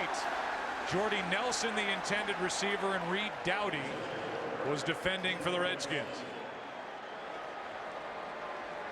And it's 4th down as Gene Steratore explains himself to the Redskins sideline. Well, it's just street ball right here because of all the protection that Aaron Rodgers was afforded. Jordy Nelson just trying to get open there, and Reed Doughty, I think that was a good non-call. He never got turned around, but really no contact to speak of. I think if Jordy Nelson had worked back through Reed Doughty, he definitely would have gotten the call. 36-yard try, and Crosby has had a very good start. He's hit from 52 today, now 36, and he's 7 of 8 this season. Nowhere to go for Aaron Rodgers except incomplete, and it's again a 10-point game.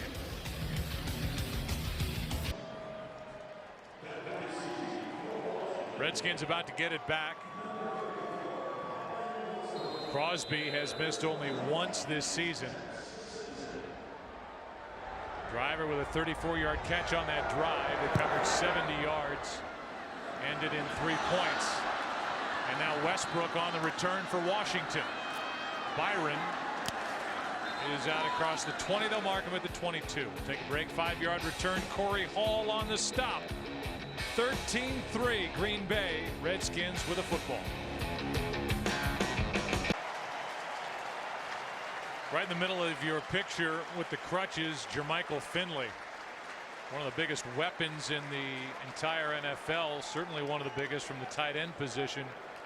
He went down early on a fumble, helping to catch and make a tackle of Kareem Moore on a Donald Lee fumble, and Donald Lee also was injured.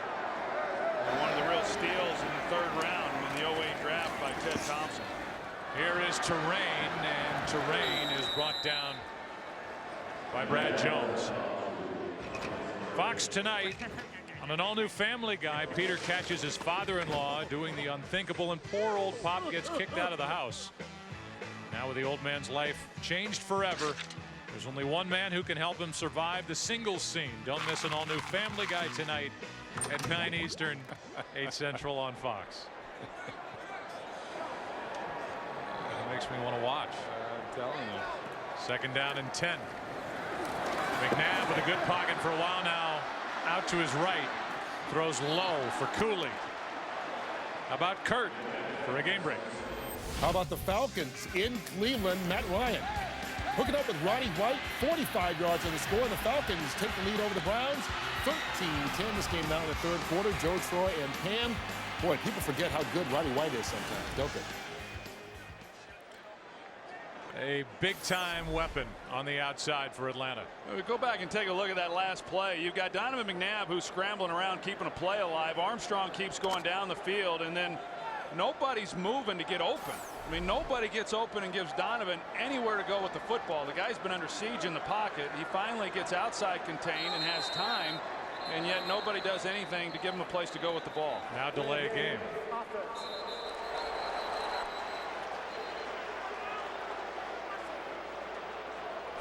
Correction.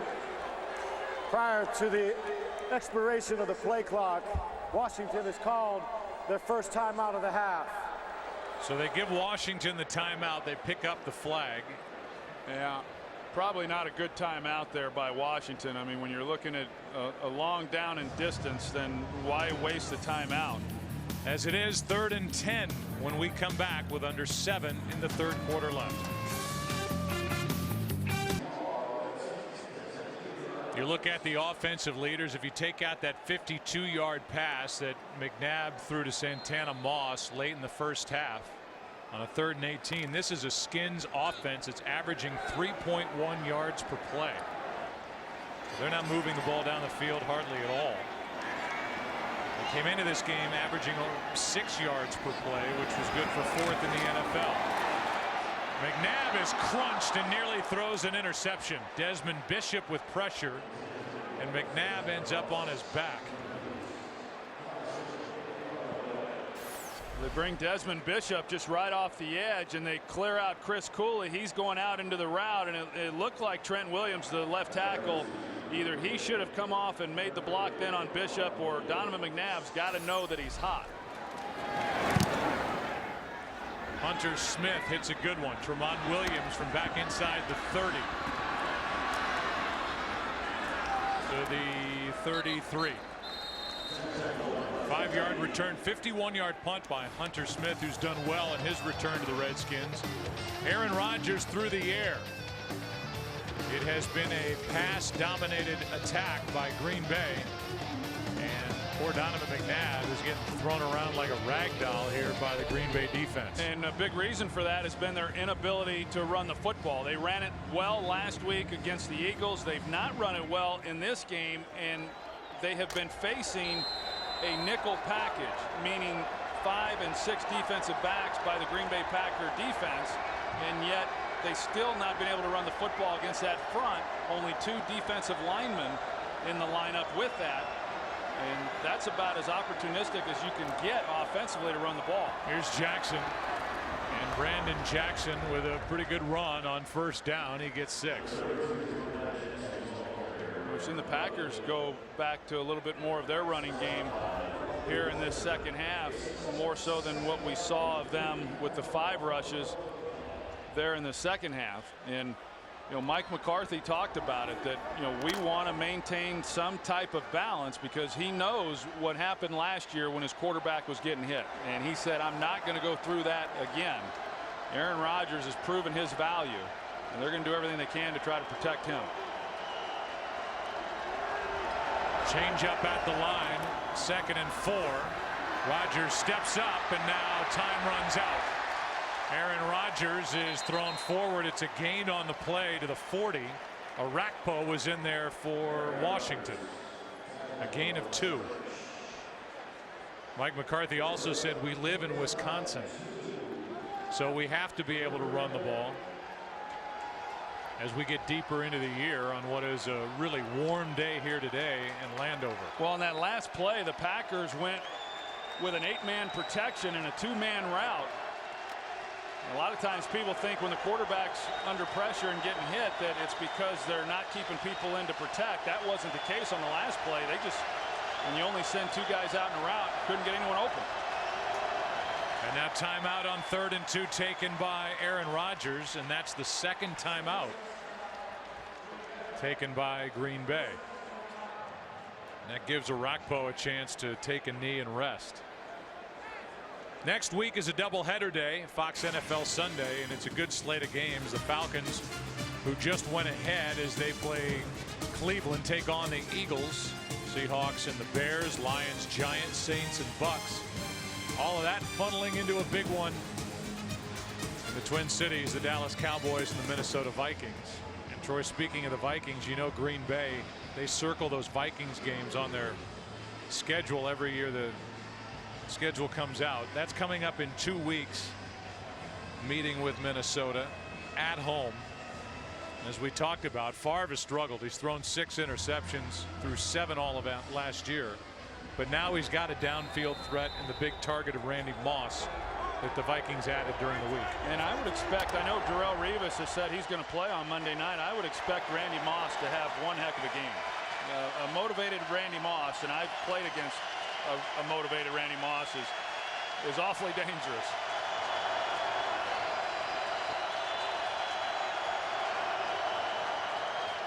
Third down and 2, and the pass is caught by Quarles. And the rookie tight end adjusted to the football and has an 8-yard gain and a first down. Well, we've been talking about Brian Bulaga, and I think he's had himself a well of a game for his first NFL start, and got the right hand going a little bit, but they have not given him much help throughout this game, and Aaron Rodgers has not had much pressure there on the front side. What a catch that was to convert that third down too.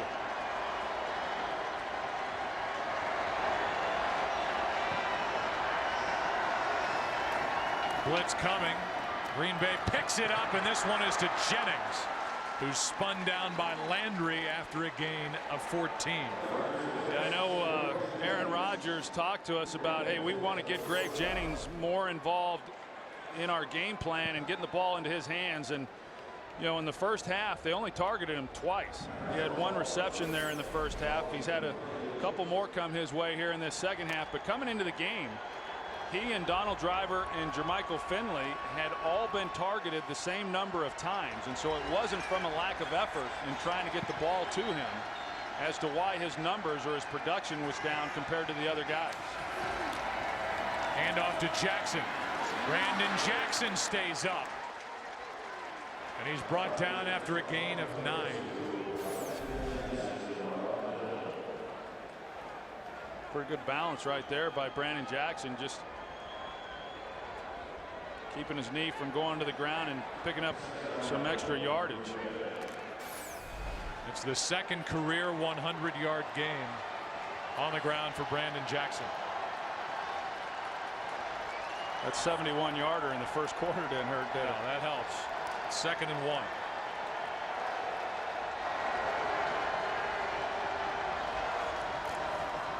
Jackson left side. And a good play by McIntosh.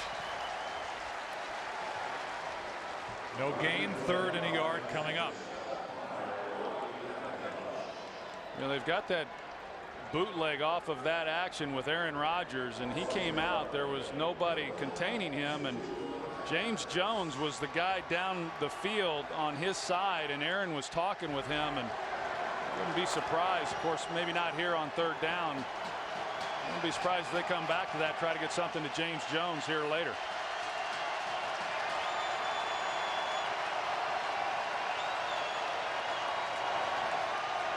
Third down and 1. Rodgers over the middle, pass dropped by Driver. Had him open, hit him in the chest, and Driver couldn't haul it in. Well, he was wide open. There's nobody that even reroutes him off the line of scrimmage. It's that 2 deep safety look, and so there's the hole. There was no linebacker that Aaron Rodgers had to contend with on the throw, and he put it right on him. You know, that's another one that another guy in Donald Driver that you just don't see very often. They've had a few of them. That is the 4th drop by Driver. Here's a 48-yard try. And this one is no good.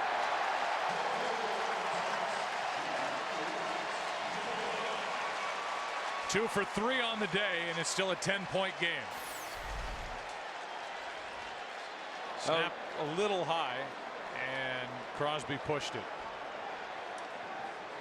It was a nice drive by Green Bay, and they did some good things, both running the ball as well as mixing in the pass. And you know, Donald Driver knows that, you know, that possession should still be alive had he have been able to catch the ball there that he dropped. And not only do they not have a chance to come away then with a touchdown, but they don't even get the 3 points.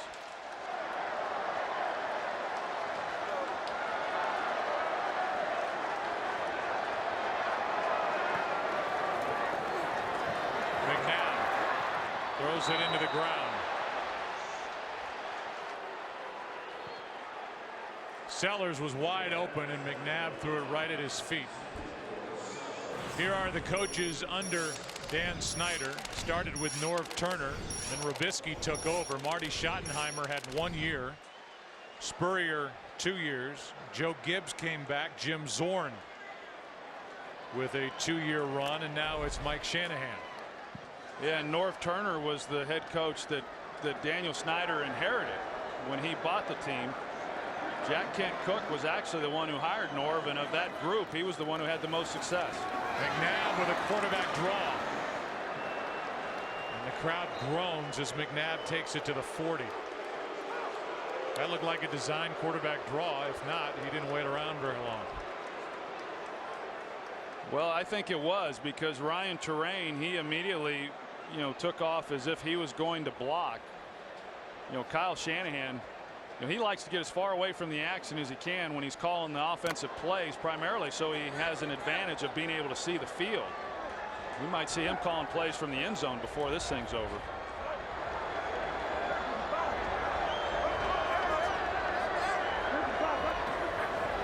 Blitz coming from Green Bay. McNabb finds Moss for a first down into Green Bay territory.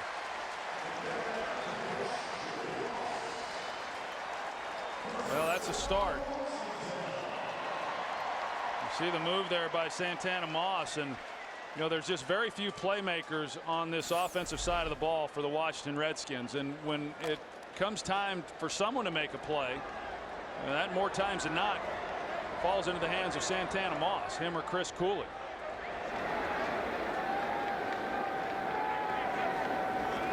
On first down, McNabb ripped to the ground by Mike Neal, the rookie. So the minute the Redskins start to get something going, that's the 4th Green Bay sack of this game and a loss of 9. That's a nice job by Mike Neal. He just keeps playing. You're going to see him right here in the middle. And where he's working there against Artis Hicks, he just stays alive. And Mike Neal got his first action last week in that win against Detroit. And I like this guy. I mean, He shows some real power and some real athleticism for such a big man there in the middle of the field. I thought he played well last week in his debut. Second-round pick out of Purdue, doing this with Clay Matthews on the sideline. This one is high, but caught by Cooley. Brought down by Woodson, and that'll end the third quarter, a gain of 6. And it'll be 3rd and long when we open the fourth quarter. It's a 13-3 Green Bay lead. Fox NFL Sunday will return after this from your local Fox station.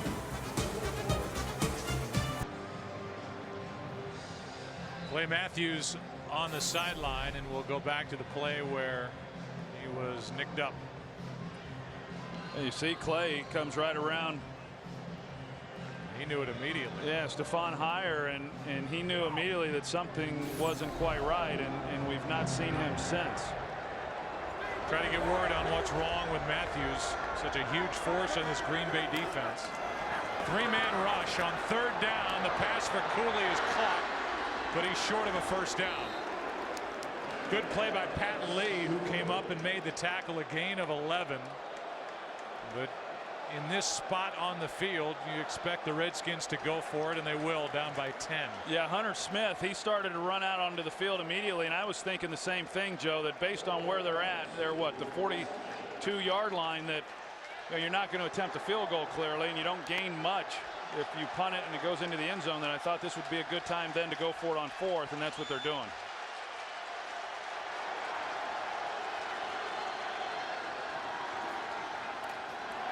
Three-man rush again. McNabb, chased by Jones, just throws it up. Incidental contact, no flag, and the Green Bay Packers take over on downs. Brad Jones with the pursuit of Donovan McNabb. Armstrong was the closest one to it, and this Redskins offense cannot get any traction. Yeah, but you see these guys come off the line of scrimmage, the receivers. There's no real urgency as to what they're doing. I mean, they only had to go 3 to 4 yards, and you know, he just has not had that kind of time in the pocket to try to find somebody, and that's not where Donovan was wanting to go with the ball. And I thought Desmond Bishop, who I think has had a heck of a game for the Green Bay Packers, making the start for Nick Barnett, I think he got away with a hold there on that last play. On first down out of the shotgun, Rodgers. Now he goes down and gets a shot at the end of the play from McIntosh, a loss of 2. Lorenzo Alexander was in there to make the play for the Redskins. Here's that previous play that I was talking about. Desmond Bishop, number 55, the linebacker. You can see him right there in the middle. Cooley tries to come out of the route, and he's got a hold of him right there with his left arm, and yet nobody saw it. You know, you talk about this Redskins defense. For them to hold the Green Bay Packers at this point in the game to 13 points, I mean, that's a good job by Jim Haslett and this group. They have given up 334 total yards. Rodgers drops it down for Brandon Jackson, who's hit by LaRon Landry. And there are running backs and receivers who are aware of number 30 for the Redskins. Well, I would be. I mean, this guy plays with a chip on his shoulder, and he loves to hit. You know, that's the kind of safety you want, I think, is somebody who's going to intimidate some people there when they get the ball in their hands. And you know, I agree, Joe. The Redskins defense has given up a lot of yards, just a little bit like the Week 1 win against Dallas. Gave up a lot of yards to Dallas, but didn't give up many points. And at the end of the day, that's all that matters. But the Redskins offense has got to get something going on their end.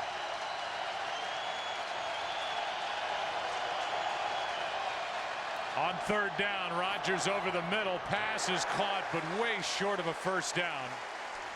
Carlos Rodgers made the play on driver, a gain of 5, and it's 4th down. I think that's a great possession right there defensively by this Washington Redskin group.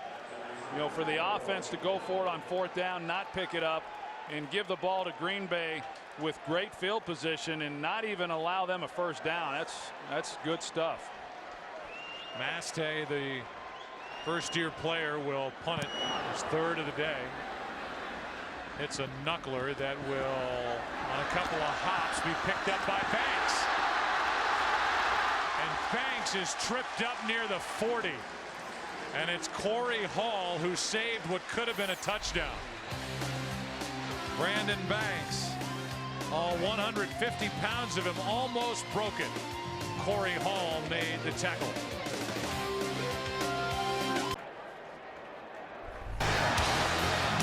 Been a day of missed opportunities and frustration for the Washington Redskins, coming off a win on the road in the division at Philadelphia, 2-2.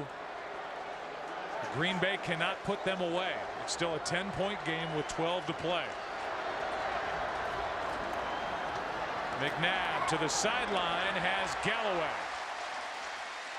Taps down his feet, picks up 12 down to the field, and Pam Oliver. Well, Joe, the Packers sack leader Clay Matthews remains on the sideline. He's got a bit of a cramp in his hamstring, and he's being held out as a preventative measure. Back to you. So they just continue to fall defensively for Green Bay. They're without Sam Shields, Nick Barnett, Brandon Chiller, Morgan Burnett, Ryan Pickett, and now their big playmaker Clay Matthews.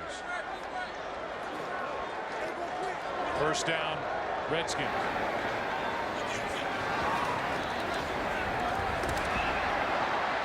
Down the middle, end zone, Armstrong. Touchdown, Washington.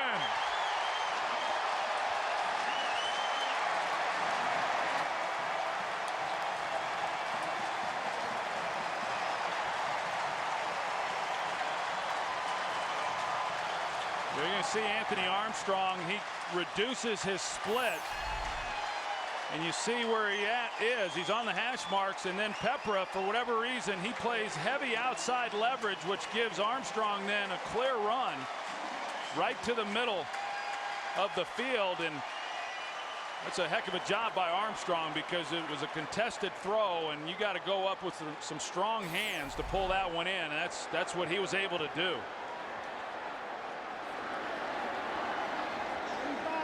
48 yards for the first receiving touchdown in the NFL career of Armstrong. Gano got drilled at the end of that extra point. We'll check on him when we come back. Armstrong with the reception, McNabb with the throw, and just like that, the Redskins are back in it.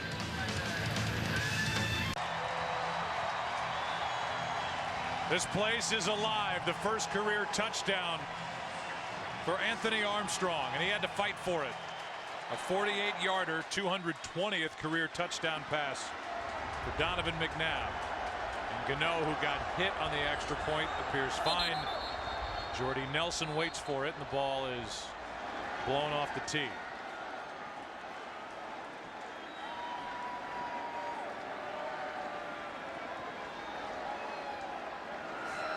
Now they're working on the back of the left leg of Donovan McNabb.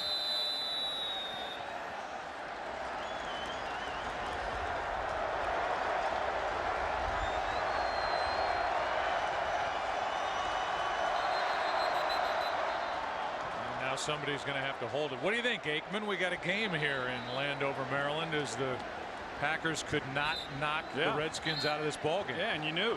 I mean, you just knew that regardless of how well Green Bay was moving the ball, with them not coming away with points and keeping the Redskins in it, at some point they're going to make a play. One play to Anthony Armstrong, which we'll show again here in a minute. And now you're talking about a 3-point game, and heck, now anything can happen. 11.5 to go. Jordy Nelson from the 5. Sellers with a stick on Nelson at the 15. Back to the touchdown. Yeah, back to the touchdown. You're going to see Charlie Pepra here. What he's going to see is Anthony Armstrong, and he expects him to go outside. Armstrong goes to the post, but because of his reduced split, Pepra then thinks, okay, he's running the outside route. Armstrong gives the head nod to the corner, and that's what then created the separation that he was afforded on the throw. And it's a well-designed play right there by Kyle Shanahan, the offensive coordinator. Reduce the split. Defensive back anticipates outside breaking route. Go to the post. Touchdown.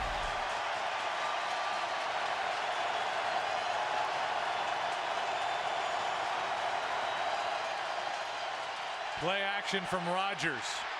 Can't get away from Arakpo. Incomplete.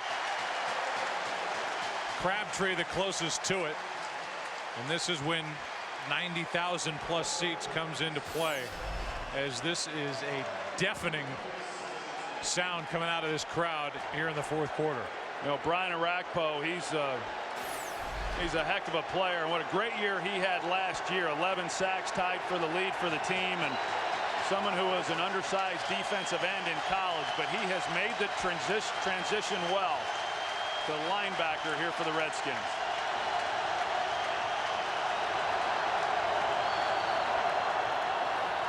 Rodgers over the middle has Jordy Nelson. Big play from Green Bay. Nelson out to the 42, a 25-yard completion. Aaron Rodgers got back, got that ball out of his hands, and if he hadn't of, Brian Arakpo was right there in his lap again. That pressure inside, and then Jordy Nelson, he's in the slot. And you know what we've seen of both these teams now is no one's redirecting or rerouting these inside slot receivers. Jordy Nelson got a free release that time and was into the secondary in no time flat. Quick throw to Driver. Driver's had a rough day making catches today with 4 drops. He gains 5. D'Angelo Hall on the tackle for the Redskins. Those are some of the things that Aaron Rodgers really likes to do, is just come out and get the ball into the hands, whether it be Donald Driver or Greg Jennings. We saw him do that a couple of weeks ago against the Chicago Bears. The last 2 weeks, Aaron Rodgers has completed over 70% of his passes, and a big reason for that is they've used the passing game a little bit like a running game in some of the high percentage throws like we just saw. 2nd and 5, and the pass is caught by Crabtree, the rookie tight end. Let's go for a game break. Here's Kurt. The Bengals were down by a point in the fourth quarter to the Bucks. But Carson Palmer hooks up to Jermaine Gresham for a 1-yard score, and they had a 2-point conversion. And now the Bengals lead it by a touchdown early on in the fourth quarter. Joe, Troy, and Pam. Tough league to figure right now, no matter where you look. Boy, you're not kidding. 3rd down and 2 for the Packers.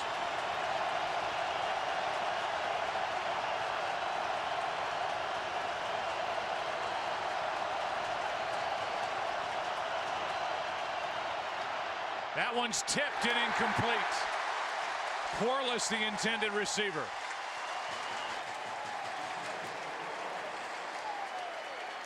Packers are just 2 for 11 on 3rd down today. Bonnie Holiday, the veteran, inactive last week, a healthy scratch, an ex-Packer. He's the one who gets his hand on it, and sometimes those are good things because London Fletcher had pretty good coverage there on Corliss. I'm not so sure that that's not intercepted if Bonnie doesn't get a hand on it.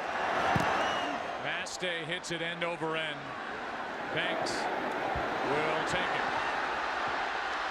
He's been electric returning kicks in the little time he's had a chance, and he gets popped out of bounds. No flag.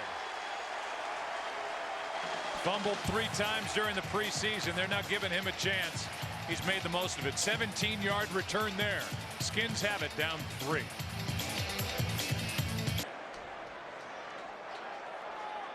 Nine to go. Donovan McNabb won't have to deal with Clay Matthews, it doesn't appear, for the rest of the game. Sat out that last series. He's on the sideline again, and so they continue to fall for the Green Bay Packers. Trying to patch together a defense. Over the middle, Armstrong. It's his coming out party the last 2 possessions. A 23-yard catch from McNabb. Well, and what did Mike Shanahan tell us last week? That when he got the job and put on the film, the guy who's jumped off the film on for him was Anthony Armstrong. And he's done nothing to disappoint in the short time that Mike Shanahan has been the head coach. And now, as we talked about a little bit earlier, he's getting more and more opportunities. You know, a guy who played in the Inside Football League. I think he was in Odessa playing Intense Football League, I guess the name of it is. I've never heard of it, but that's where he was. And for terrain too high. Well, McNabb on the day has thrown for 259 yards. He's 18 of 33. 100 of those yards came on 2 completions. A 52-yarder to Moss on 3rd and 18 that set up a field goal.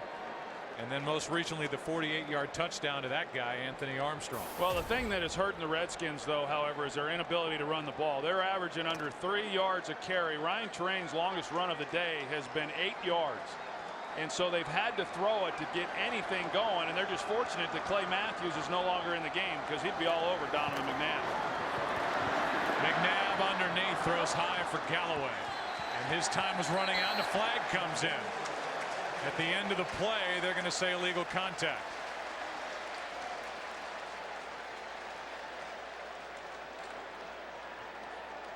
Prior to the pass, illegal contact. Defense, number 21, 5-yard penalty, automatic first down.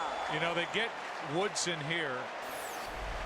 Remember a couple of possessions ago when Mike Shanahan was upset, looked like Woodson interfered with Santana Moss. And that right there was enough for illegal contact, as the officials are now watching number 21. Well, and that's his style of play.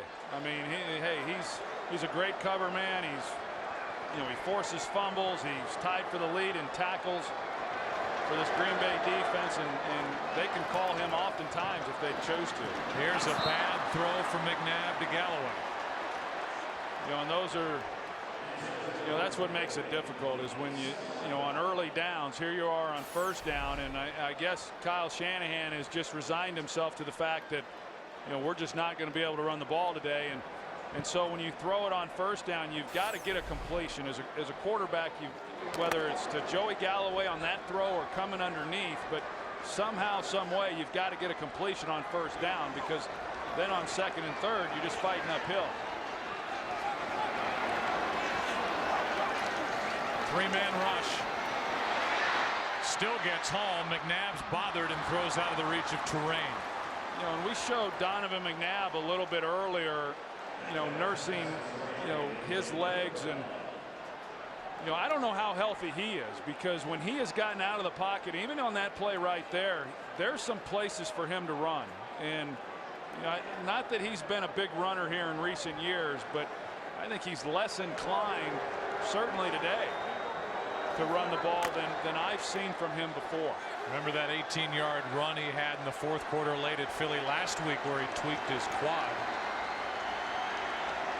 It's 3rd and 10. Again, a three-man rush. Pass is tipped and caught by Armstrong. He's been everywhere. Tipped by Keelan Williams and into the arms of Armstrong, who's doing everything. Well, I don't think Kyle Shanahan drew that one up, but I think these are some of the plays that Anthony Armstrong ran there in that intense football league. He's used to this kind of stuff. Redskins hurry it up, maybe in case there was going to be a challenge of that catch. We didn't get a chance to look at it again, as Keelan Williams carries it for 1. Armstrong comes out. They'll work on his leg again. Here's the catch off the hands of Williams and into the arms of Armstrong. Yeah, I thought at the time that looked like a good catch to me. I thought he had his arms underneath it, and I don't think there would have been any kind of overturning of that play. And I mean, Anthony Armstrong, he's been the only playmaker they have right now. Out of West Texas A&M. McNabb over the middle, good play, but they'll throw a flag. Desmond Bishop is going to be shocked to learn that he interfered with Cooley.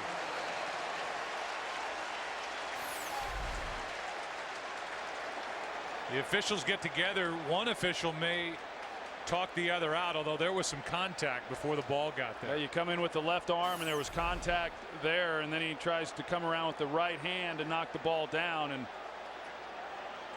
they're still meeting, the officials. It's two guys who had a look at it, talking about what looks to be now an interference. Foul for defensive pass interference on the play. It's an incomplete pass. 3rd down. So that's a big call. Instead of an automatic first down, they pick up the flag. And Bishop definitely got his body into the back of Cooley before the ball got there. Yeah, his left arm, there was contact in the back, and his left arm was on him as well. I thought when the flag came out, it was a good call, and I thought they should have stuck with it. Be a 51-yard field goal try from here if the Redskins don't move it at all. It's 3rd down and 9. And this one's nearly picked off, intended for Galloway and closed on by Nick Collins, who is injured. He's been bothered by a bad knee, and he'll limp off as he was sizing up that pass to Galloway. You know, I think Donovan was trying to, with the throw, you hear the crowd react. They wanted pass interference on Nick Collins there. I don't think there should have been, but I think Donovan was trying to pull Galloway up in the hole. He saw Nick Collins and knew that he'd be driving on the pass, but Galloway just kept going through the zone and didn't give McNabb anywhere to go with it. This to tie it from Gano, and he pushes it wide right. A 51-yard miss. So the Redskins still trail by 3 as Green Bay takes over with good field position. 6.5 to go.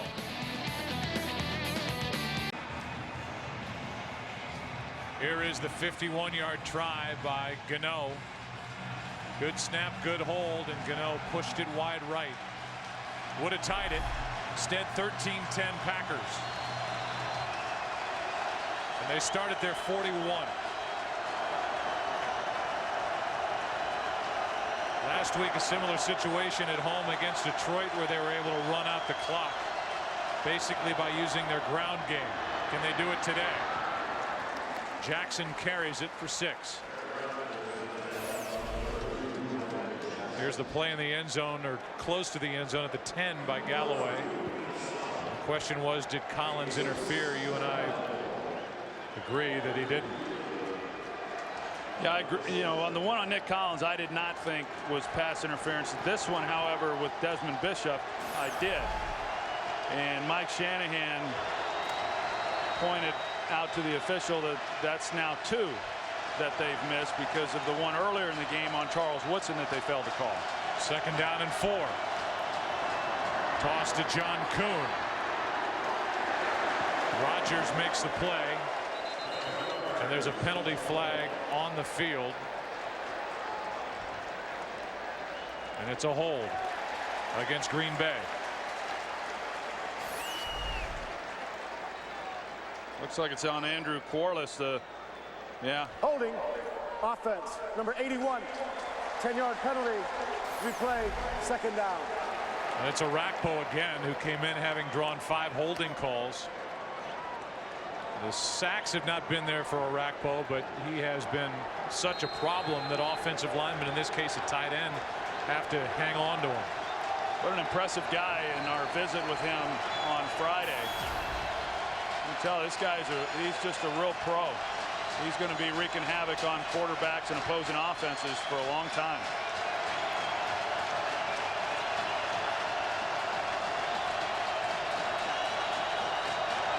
Brings up 2nd and 14, and a sack for the Redskins defense. Fletcher, Alexander, Carter all met at Aaron Rodgers. Yeah, we haven't seen a lot of this from Jim Haslett. You're going to see, here they come. They're going to meet at the quarterback, London Fletcher. You got Darren College, the left guard. He's got to make a decision, and the most threatening guy was London Fletcher. You got to pick him up first, but Fletcher gets a free run, and Aaron Rodgers had no chance. You know, even Mike McCarthy talked about it. These two guys know each other very well. He and Jim Haslett, they worked together there in New Orleans, and he said at some point Haslett's going to get impatient. He got impatient there and got to Rodgers. 3rd down and 23. Rodgers trying to make something big happen. He'll just slide short of the 1st down. Picked up 15. A punt is coming from Green Bay. Here's a game break. Here's Kurt. Well, the Falcons like defensive end Croy Bierman, and here's one reason why. Blocks the Jake Delhomme pass, intercepts it, and then runs it 31 yards for a touchdown. Falcons on the verge of their 4th straight win, up by 10. Just under a minute and a half to go in Cleveland. Joe, Troy, and Pam. All right, Kurt, so now Mastay with a punt. The dangerous Brandon Banks waits for Washington.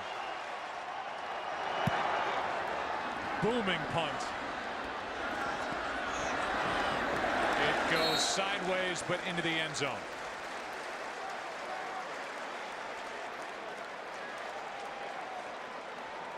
So the Redskins down by 3 will start at their 20 with 3:58 left. 2 timeouts. Go to NFL.com's Game Center for Week 5 live game stats, fan discussions, in-game video highlights, and more at NFL.com/scores. Well, here you go. This is the danger of letting an NFL team hang around. That's what Green Bay has done. Redskins defense has played much better here in the second half, and now it's up to McNabb and company to do something with this game. How about if you're Jim Haslett or Dom Capers and you're saying, you know, we've played good defense, forget the yardage, but both of these defenses have actually played pretty well. You hold an opponent under 17 points, you expect to win a game. Boy, McNabb looks real gimpy as he completes to Galloway for 11 yards, and I think you picked up on it last time. McNabb does not look like he's moving around very well. No, he doesn't. And you know, whether or not he came in, as you said, off of last week's game against the Eagles, a little gimpy, or if maybe he pulled something or tweaked something during the course of this game while he was running for his life there in the first half away from Clay Matthews. Matthews still on the sideline. Handoff is to Terrain. Poppinga tries to rip the ball out of there. A gain of 4. Washington 2 timeouts left. Green Bay with 1. Well, you know what Washington is trying to do. Clearly they want to get into a position to where they can at least come away with a field goal, but you know what they would ideally want to do is take time off this clock, get Terrain going, hit some high percentage passes, drive this thing down, and then come away with a touchdown with no time on the clock. Blitz coming from Green Bay over the middle. Cooley, first down and more. Still going. Near the 35.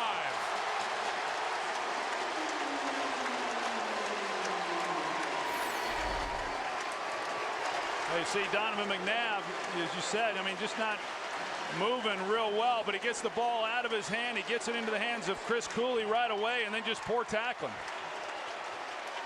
Well, Brady Poppinga had an opportunity for him and a couple of others, and Clinton Portis is liking what he's seeing.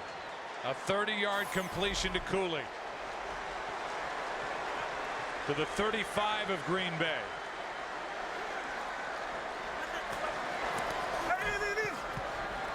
McNabb over the middle. That pass somehow is into the gut of Cooley as we hit the 2-minute warning.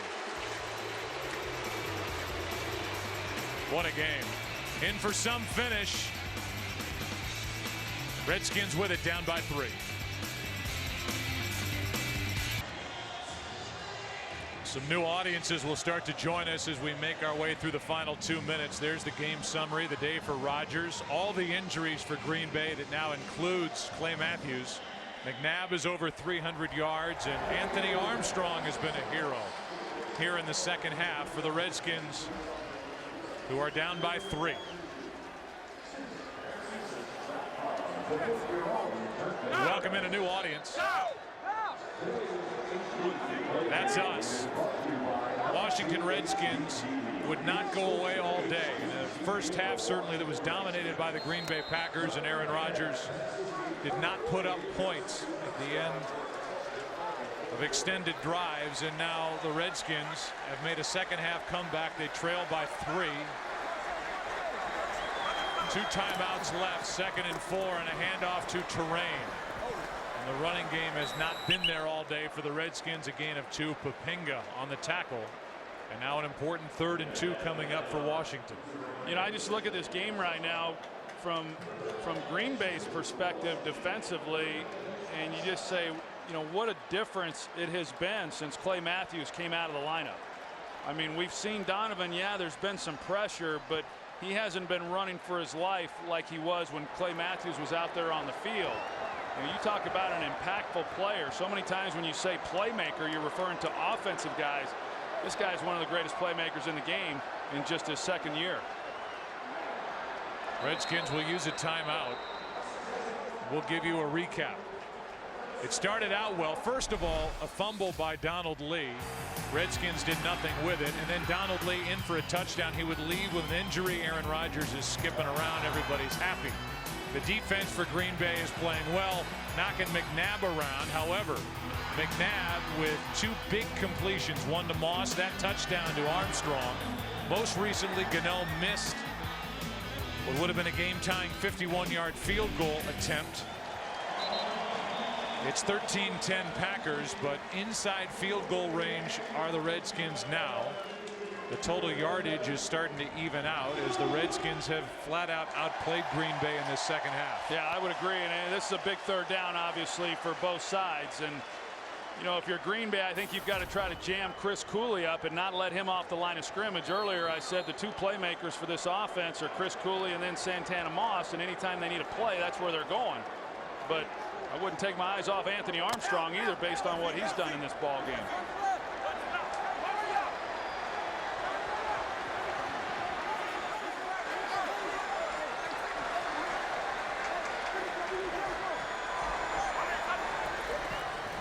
Third down and 2 out of the shotgun, and the pass broken up. No flag is thrown as Moss was hit as the pass got there by Trent Williams. Yeah, I actually thought this was a pretty well thrown ball. You want to throw it down low, and Santana Moss had a chance to come down with this. Was there contact made before the ball arrived? Yeah, it looked like there might have been, but I think that's a ball still that Santana Moss could have caught. And for Donovan, that was well thrown, keeping it down low to where a guy can protect himself and make what should have been an easy catch. 45-yard try to tie it. Gano with a stutter step start and gets it inside the right upright. Almost a false start by Gano. I don't think Gano's taking a breath yet. He would have been a little reluctant to go over there and have to face Mike Shanahan had he have missed his second one. As it is, it's a tie game. Gano is 2 out of 3 on the day. The interesting part was Gano started forward earlier than he wanted to, had to stop himself and then restart.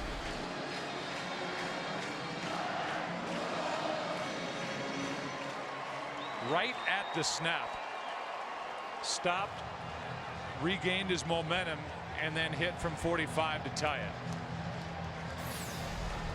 And so now with 1:07 remaining and 1 timeout on the scoreboard, this high-powered Green Bay offense, which hasn't done anything the last 4 times they've had the ball, will have a chance to win it. Well, I think Aaron Rodgers does an excellent job in the 2-minute offense, and I know that it's something that Mike McCarthy spends a lot of time on. And with 1 timeout and 1:07, of course, there'll be a little bit less after this. That's still a lot of time for this Packers offense. Well, playing as they have most of the day without Jermichael Finley and his top backup, Donald Lee. Jordy Nelson is brought to the ground across the 20 by Reed Doughty. Watch Green Bay. They had to rush Derek Martin off the field. And Aaron Rodgers is the one who was counting and coming down the sideline saying call a timeout. That's a big play because if Martin doesn't get off the field, it's 5 yards, and that would have been enough for a first down. Martin used his speed and got off the field. Here we go.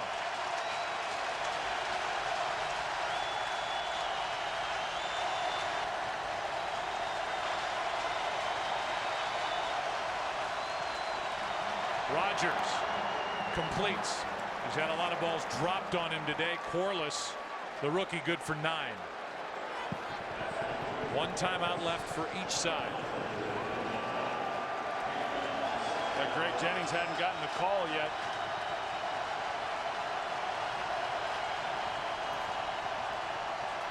Rodgers gets away. And he'll carry it for a first down. Not slide and make it up to the 44-yard line. trying to save that timeout for the field goal unit, and they just can't get to the line without burning too much time, so they'll take it. Yeah, they still lost. You want to try to keep that timeout for the field goal unit, as you said, and if you're going to burn it, you would have liked to have burned it as soon as Aaron Rodgers goes to the ground. He had a chance for Donald Driver up the right sideline, but I think because he was running out of the pocket at the speed in which he was, he just didn't feel that he could get enough on the throw if he tried to get it down the field to Driver. Mason Crosby hit a franchise record 56-yarder. Week 1 at Philadelphia. The Green Bay Packers would have to take it to that spot just inside the 40. So you're looking at about 17 yards is all they need, and that's not much. That also leaves the middle of the field, at least for the moment, open because they'd have time to get up and clock the ball. Yeah, and that's what we're seeing from the Redskins is they're still playing those safeties wide. But because of the amount of time on the clock, the Packers can work anywhere on the field that they want to and still have time to kill the clock and get a field goal unit onto the field.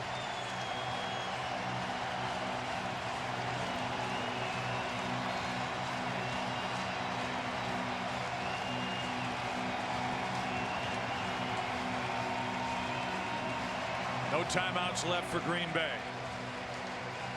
First down at their own 44.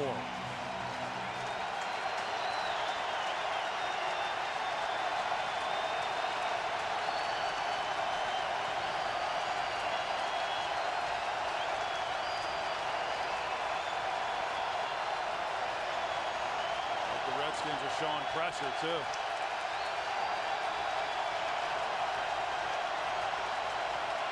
Here they come. Rodgers rolls right and hits Corliss. And just like that, the Packers are inside field goal range. They'll get up, spike it. Aaron Rodgers called it at the line.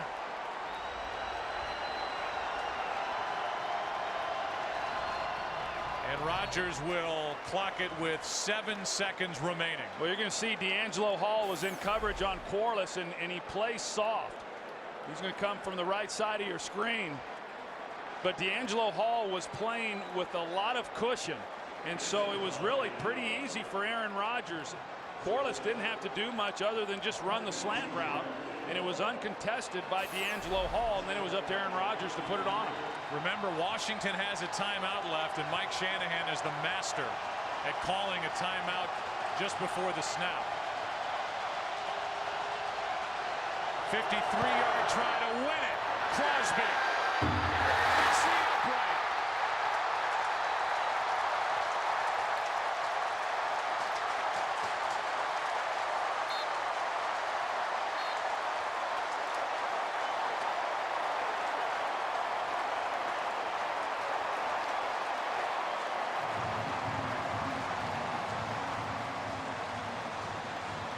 One second remains in regulation. This thing was just drilled by Crosby. How high up the upright it hits from 53 yards.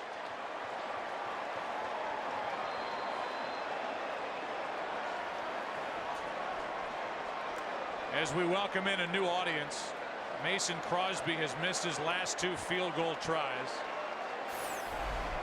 The latest from 53 yards out, which would have in essence won the game. And now with 1 second left, tied at 13. McNabb's going to heave it. Hope for the best. And he's picked off by Trent Williams. Game is still alive. Trent Williams on the return. He's a punt returner. A little room to run.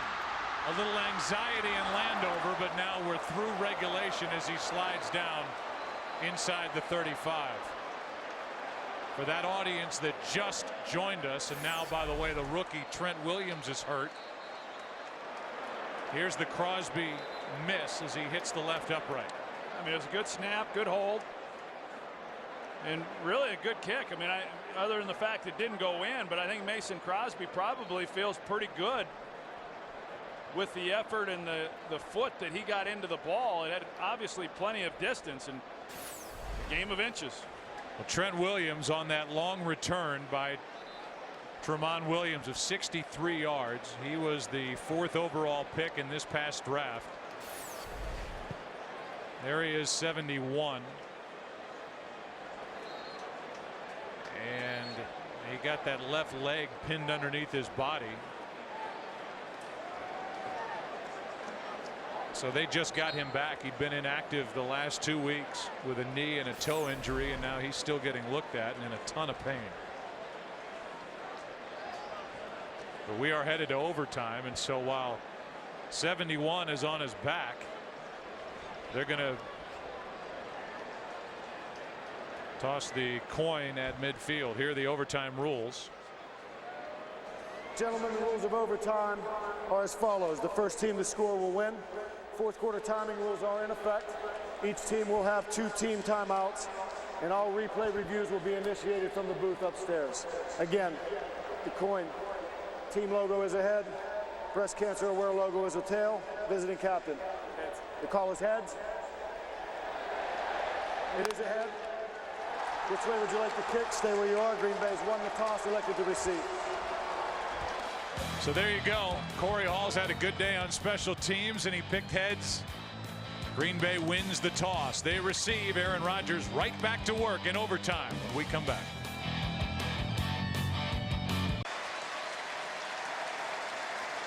Well, here we go. Overtime in Landover, Maryland. The Green Bay Packers will start with a football, and Trent Williams is just now getting off the field. It's been a rough start to his NFL career. It's been a rough day for these 2 quarterbacks. 2 defenses have come ready to hit. Whether it's been the Washington defense, the Green Bay defense, here are the missed opportunities. And Gano was able, after missing from 51 yards, to hit from 45, just inside the right upright, to tie this game at 13. Then on the other end, it was Mason Crosby hitting the left upright from 53, and here we are. Pat Lee. Been a carousel of players back there for Green Bay. Pat Lee gets another chance.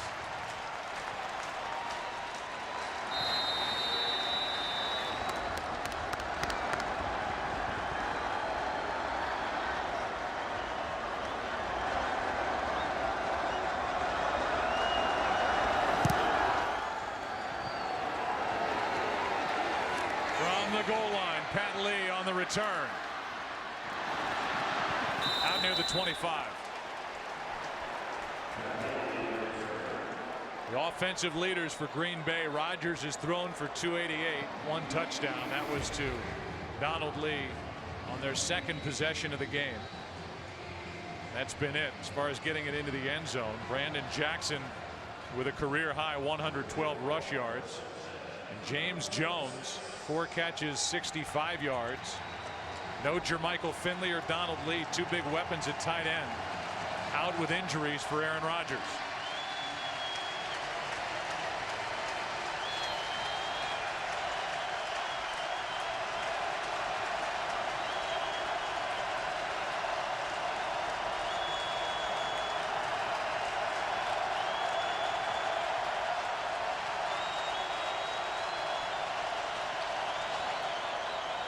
Handoff is to Jackson. Picks up 3. Here are the injuries for Green Bay. Finley went out with a knee. He's been on crutches. Donald Lee a shoulder. Ryan Pickett an ankle, and Clay Matthews a hamstring. Well, you look at those 2 guys, the guy on top and then on the bottom, Jermichael Finley and Clay Matthews. I mean, 2 of the more impactful players, if not the most impactful players for both the offense and the defense that the Redskins here aren't having to face. 2nd and 7. Rodgers throws incomplete for Jennings.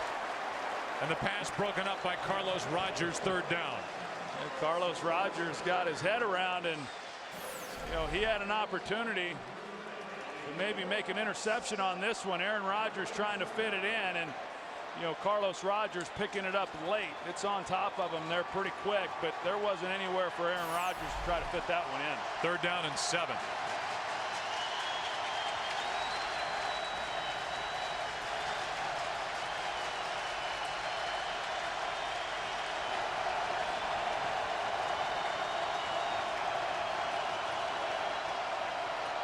The rookie Balaga moved early. It'll be 3rd and 12. False start. Offense, number 75. 5-yard penalty. 3rd down. The Redskins started to bring some pressure to that side. You see Carlos Rodgers, and you know they're trying to sift it down because Lorenzo Alexander, number 97, he was also in a stand-up position and awfully loud right now here at FedEx Field.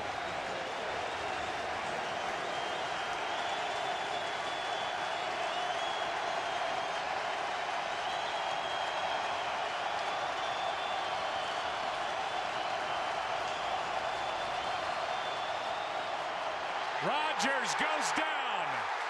Orakpo.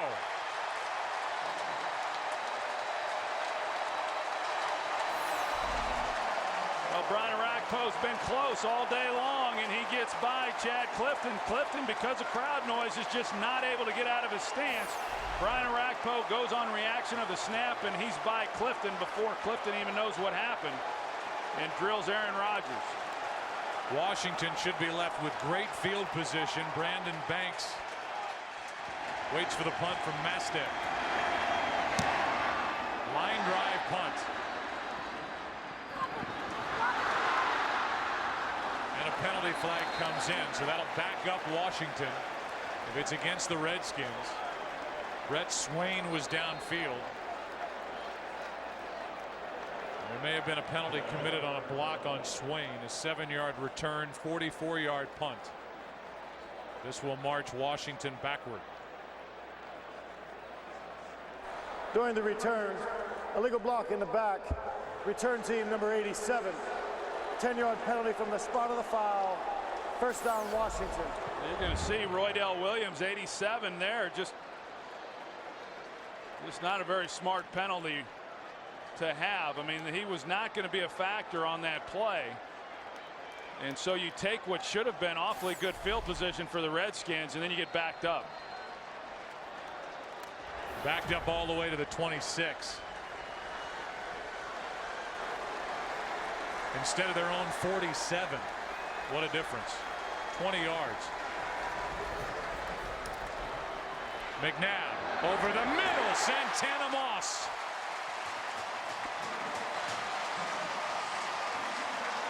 Pretty good route there by Santana Moss. You're going to see him start to the out route, and then he comes around and gets into the seam there. That was Pat Lee that he ran the route on, but in order to get that throw off, you've got to have some protection then within the pocket. You know, I go back to Clay Matthews not being in the lineup, and Donovan McNabb having had a little more time ever since he got over on the sidelines. McNabb, Moss again. Pepra makes the stop, and in 2 plays the Redskins are inside Green Bay territory. 11 yards to Moss on the left side. We told you about the injury to Clay Matthews, but if you're just joining us, a Green Bay defense without Nick Barnett, Brandon Schiller, their starting strong safety, the rookie Morgan Burnett's on IR, Sam Shields, their nickelback, Ryan Pickett has been out since early in the first half as the Packers try and patch together a defense. Well, I'd have to believe Dom Capers is real close here to start bringing pressure and selling out. Here they come. Pass is low for Joey Galloway.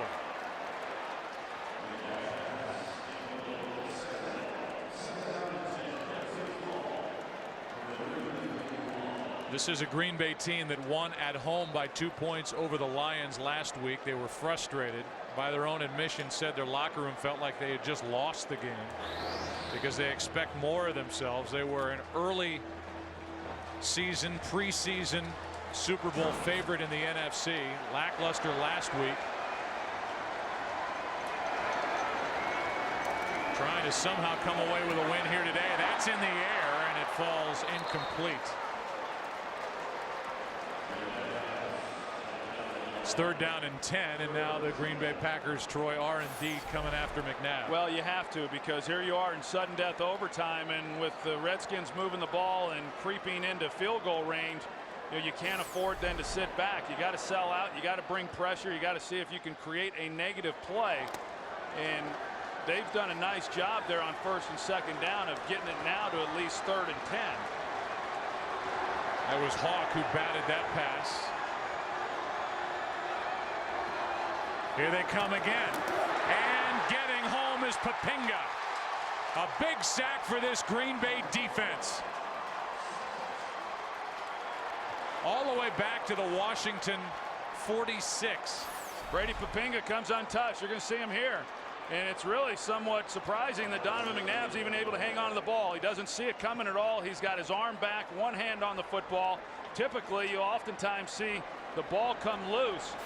And Donovan does a great job just hanging on to that one. Hunter Smith hits it. Here is Trent Williams, who gets hit by Sellers. Oh, boy. That is 6'3", 272 pounds into the body of 5'11", 191-pound Tremont Williams.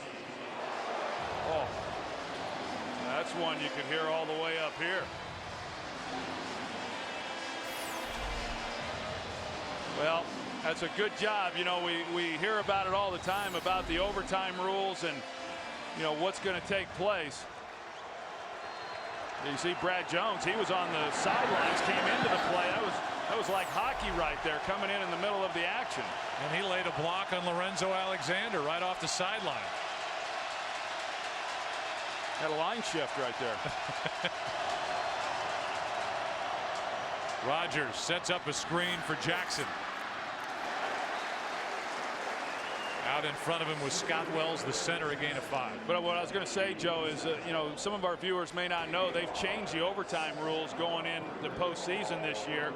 But right now with sudden death, and the reason that they have is they want each of the offenses to get an opportunity, because a lot of people feel that the offenses are at an advantage when they get the ball first. Well, 2 good defensive possessions, both for Green Bay and Washington, not giving up points.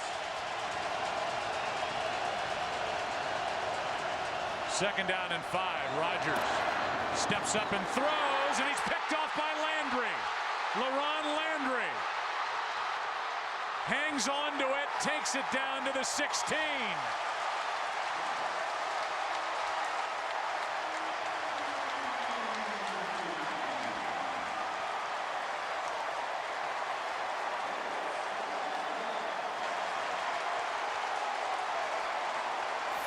Now it's a ball that gets away from Aaron Rodgers. He throws it behind Greg Jennings, and that LaRon Landry makes a heck of a play on it. But the reason for it is you're going to see a linebacker here scrape right there that's able to get right into the face. It's Jeremy Jarman that got in the face of Aaron Rodgers and didn't give him a clean look and forced the errant throw.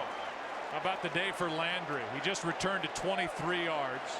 He's got 13 tackles, a forced fumble, and now his first interception of the season.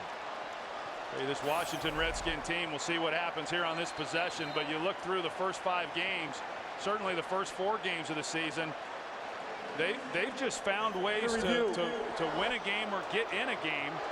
They've done it a lot of different ways, including this game here today. They're going to review the interception. It's a clean interception. See, one of his teammates asked LaRon Landry. Pass was behind Greg Jennings, and then Landry with a great athletic play puts it against his body, and that's clean all the way. They have these new high-def boards on either end in FedEx Field, and so the crowd knows it's a clean catch too. The other part of it is, was he touched by Greg Jennings as he made that roll for the interception? The interception's clean, but how about the 23-yard return? If their legs hit right there, he's down, and you would take the return off the board, and the objective would be made tougher to gain by the Redskins, as they'd have to move it back down into better field goal range. Would erase 23 yards of field position. Still be right on the outside edge of field goal range as it is, but it would take it from the 16-yard line. You see the twist there by Jeremy Jarman, and a good job by him of pulling up. You see that he did not come in with the hands, did not have any reason for the official to call a hit to the helmet, as Aaron Rodgers initially was wanting. But just a great reaction there by LaRon Landry, picking the ball up in the air and then making a heck of a play on it for the interception. If they say that Landry was down, it would move the ball back around the 39-yard line. After review, it has been confirmed that the defender did intercept the ball. However, he is down by contact on the 39-yard line. It will be Washington's ball, 1st and 10 on the 39, and the ball will be placed on the hash mark nearest the Green Bay sideline. 1st down, Washington. Well explained by Gene Steratore, who tells us all that the ball's back at the 39. And now you need a handful of yards to make it a more realistic chance for Gano. And if the Green Bay Packers, Troy, were bringing guys the last time,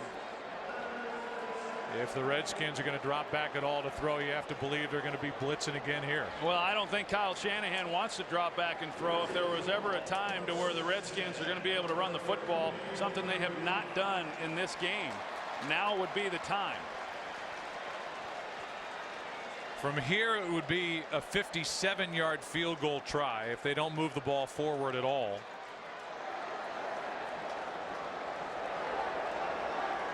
The long for Gano, 49 yards in week 1. He missed and hit just grazed the outside part of the right upright from 51 here in the 4th quarter. So the Redskins need yards. Well, I would think if they're not able to run the ball, I think they're going to try to run it, although they've got Keelan Williams, in the backfield. But I would expect to see them get McNabb out on the edge.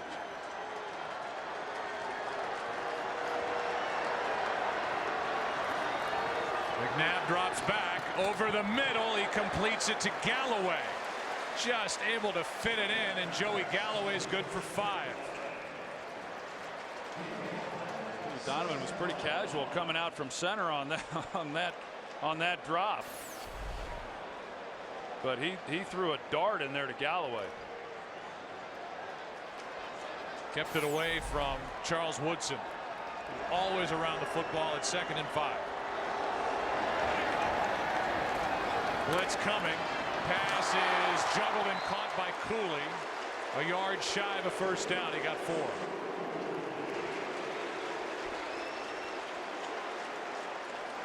So it's 3rd down and 1. And it would be a 48-yard field goal try from this spot. Ryan Terrain checks back into the huddle for Washington.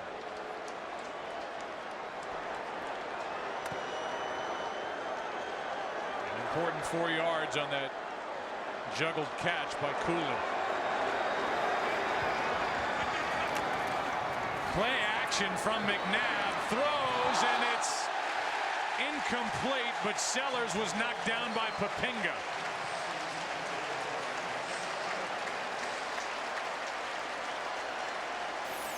I think their feet got tangled up, as you're going to see right here. To the pass, holding, defense number 51, 5-yard penalty, automatic, 1st down. Yeah, look, their feet definitely got tangled up. I thought that's what the call was, but after that second look at it, it did look like Papinga might have had his hands around the waist, or had been grabbing on to Mike Sellers. Look right there, the left hand. And maybe that's what was called. At least that's what the official said he called. Other than that, it was just their feet getting tangled up, and I don't know that necessarily should have drawn the flag. That's the 8th Packer penalty. The 4th one that results in a Redskins 1st down. Now well inside field goal range.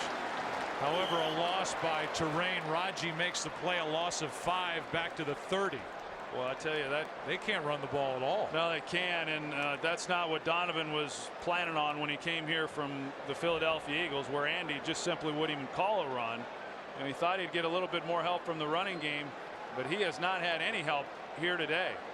You know, they run the ball on first down here and they lose yardage, and so now either you're going to take a knee and just try to kick it from here, or Donovan's going to be forced to throw it.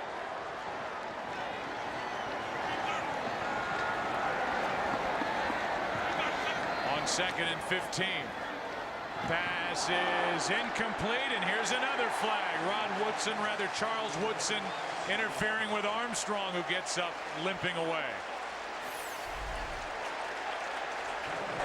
Pass interference. Defense, number 21. Spotted a foul. Automatic first down. Remember the injury to Trent Williams. This is an offensive line. And now Woodson is yelling at the official, does not get another flag. Williams is out. Stephon Hires playing left tackle. Jamal Brown is out. Artis Hicks has slid out to right tackle, and Will Montgomery's playing at right guard.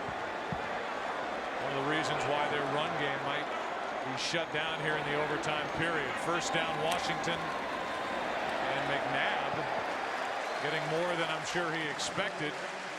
Plowing forward, gets 6. Yeah, now Mike Shanahan's trying to make a decision as to, okay, do we just kick it from here, or do we try that quarterback sneak again, or you know, what exactly do we want to do? And it looks like they're going to run another play, whether that's to try to move it to the middle of the field. You know, these pro hash marks are so close anyway, or are they going to try to get it a little bit closer? Be a 35-yard try from here. And McNabb awfully close to the 15. Yeah, and that's what they did. They picked up a little more yardage, but McNabb trying to center the ball in between the hashes and make this as easy as he can on Graham Gano. I think you got to give Donovan McNabb some credit for the job that he has done today. And the Redskins, after being dominated in the first half, are a 33-yard field goal away from winning this game over Green Bay. And the Packers would call a timeout. Here's the day for Graham Gano in the kicking game. He pushed one wide right from 51 yards, then to tie it. A little stutter step, a false start, hit from 45. Had a short one of 26 yards early. So he's 2 out of 3. He's about to try and win it for the Redskins with a 33-yard attempt. Washington hung around. And now it's up to number 4 to win it.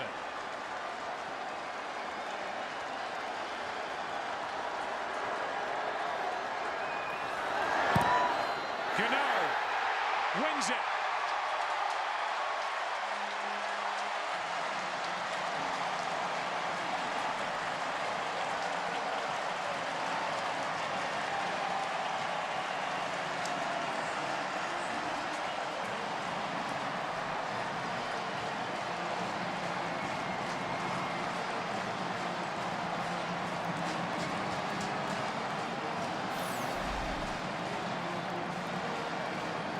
Hunter Smith, first week back with the Redskins with the hold, and splitting the uprights is Graham Gano. Brian Arakpo, part of a Washington Redskins defense that came alive in the second half, celebrates, as does Mike Shanahan. The Redskins are 3-2 in overtime. They beat Green Bay. Back after this, 16-13. Washington Redskins didn't lead all day until that last 33-yard field goal from Graham Gano. And it's time for the Domino's stat tracker of the day for McNabb. At the end of the day, 357 yards, a touchdown, a pick. Brandon Jackson, career high 115 yards rushing for Green Bay. And Santana Moss, 7 catches, 118 yards. And both these teams will leave Landover with a record of 3-2. We will step aside when we all come back. The AT&T postgame show. The Redskins hung around. They get the win in overtime. A salute from Arakpo. So long from all of us in Maryland.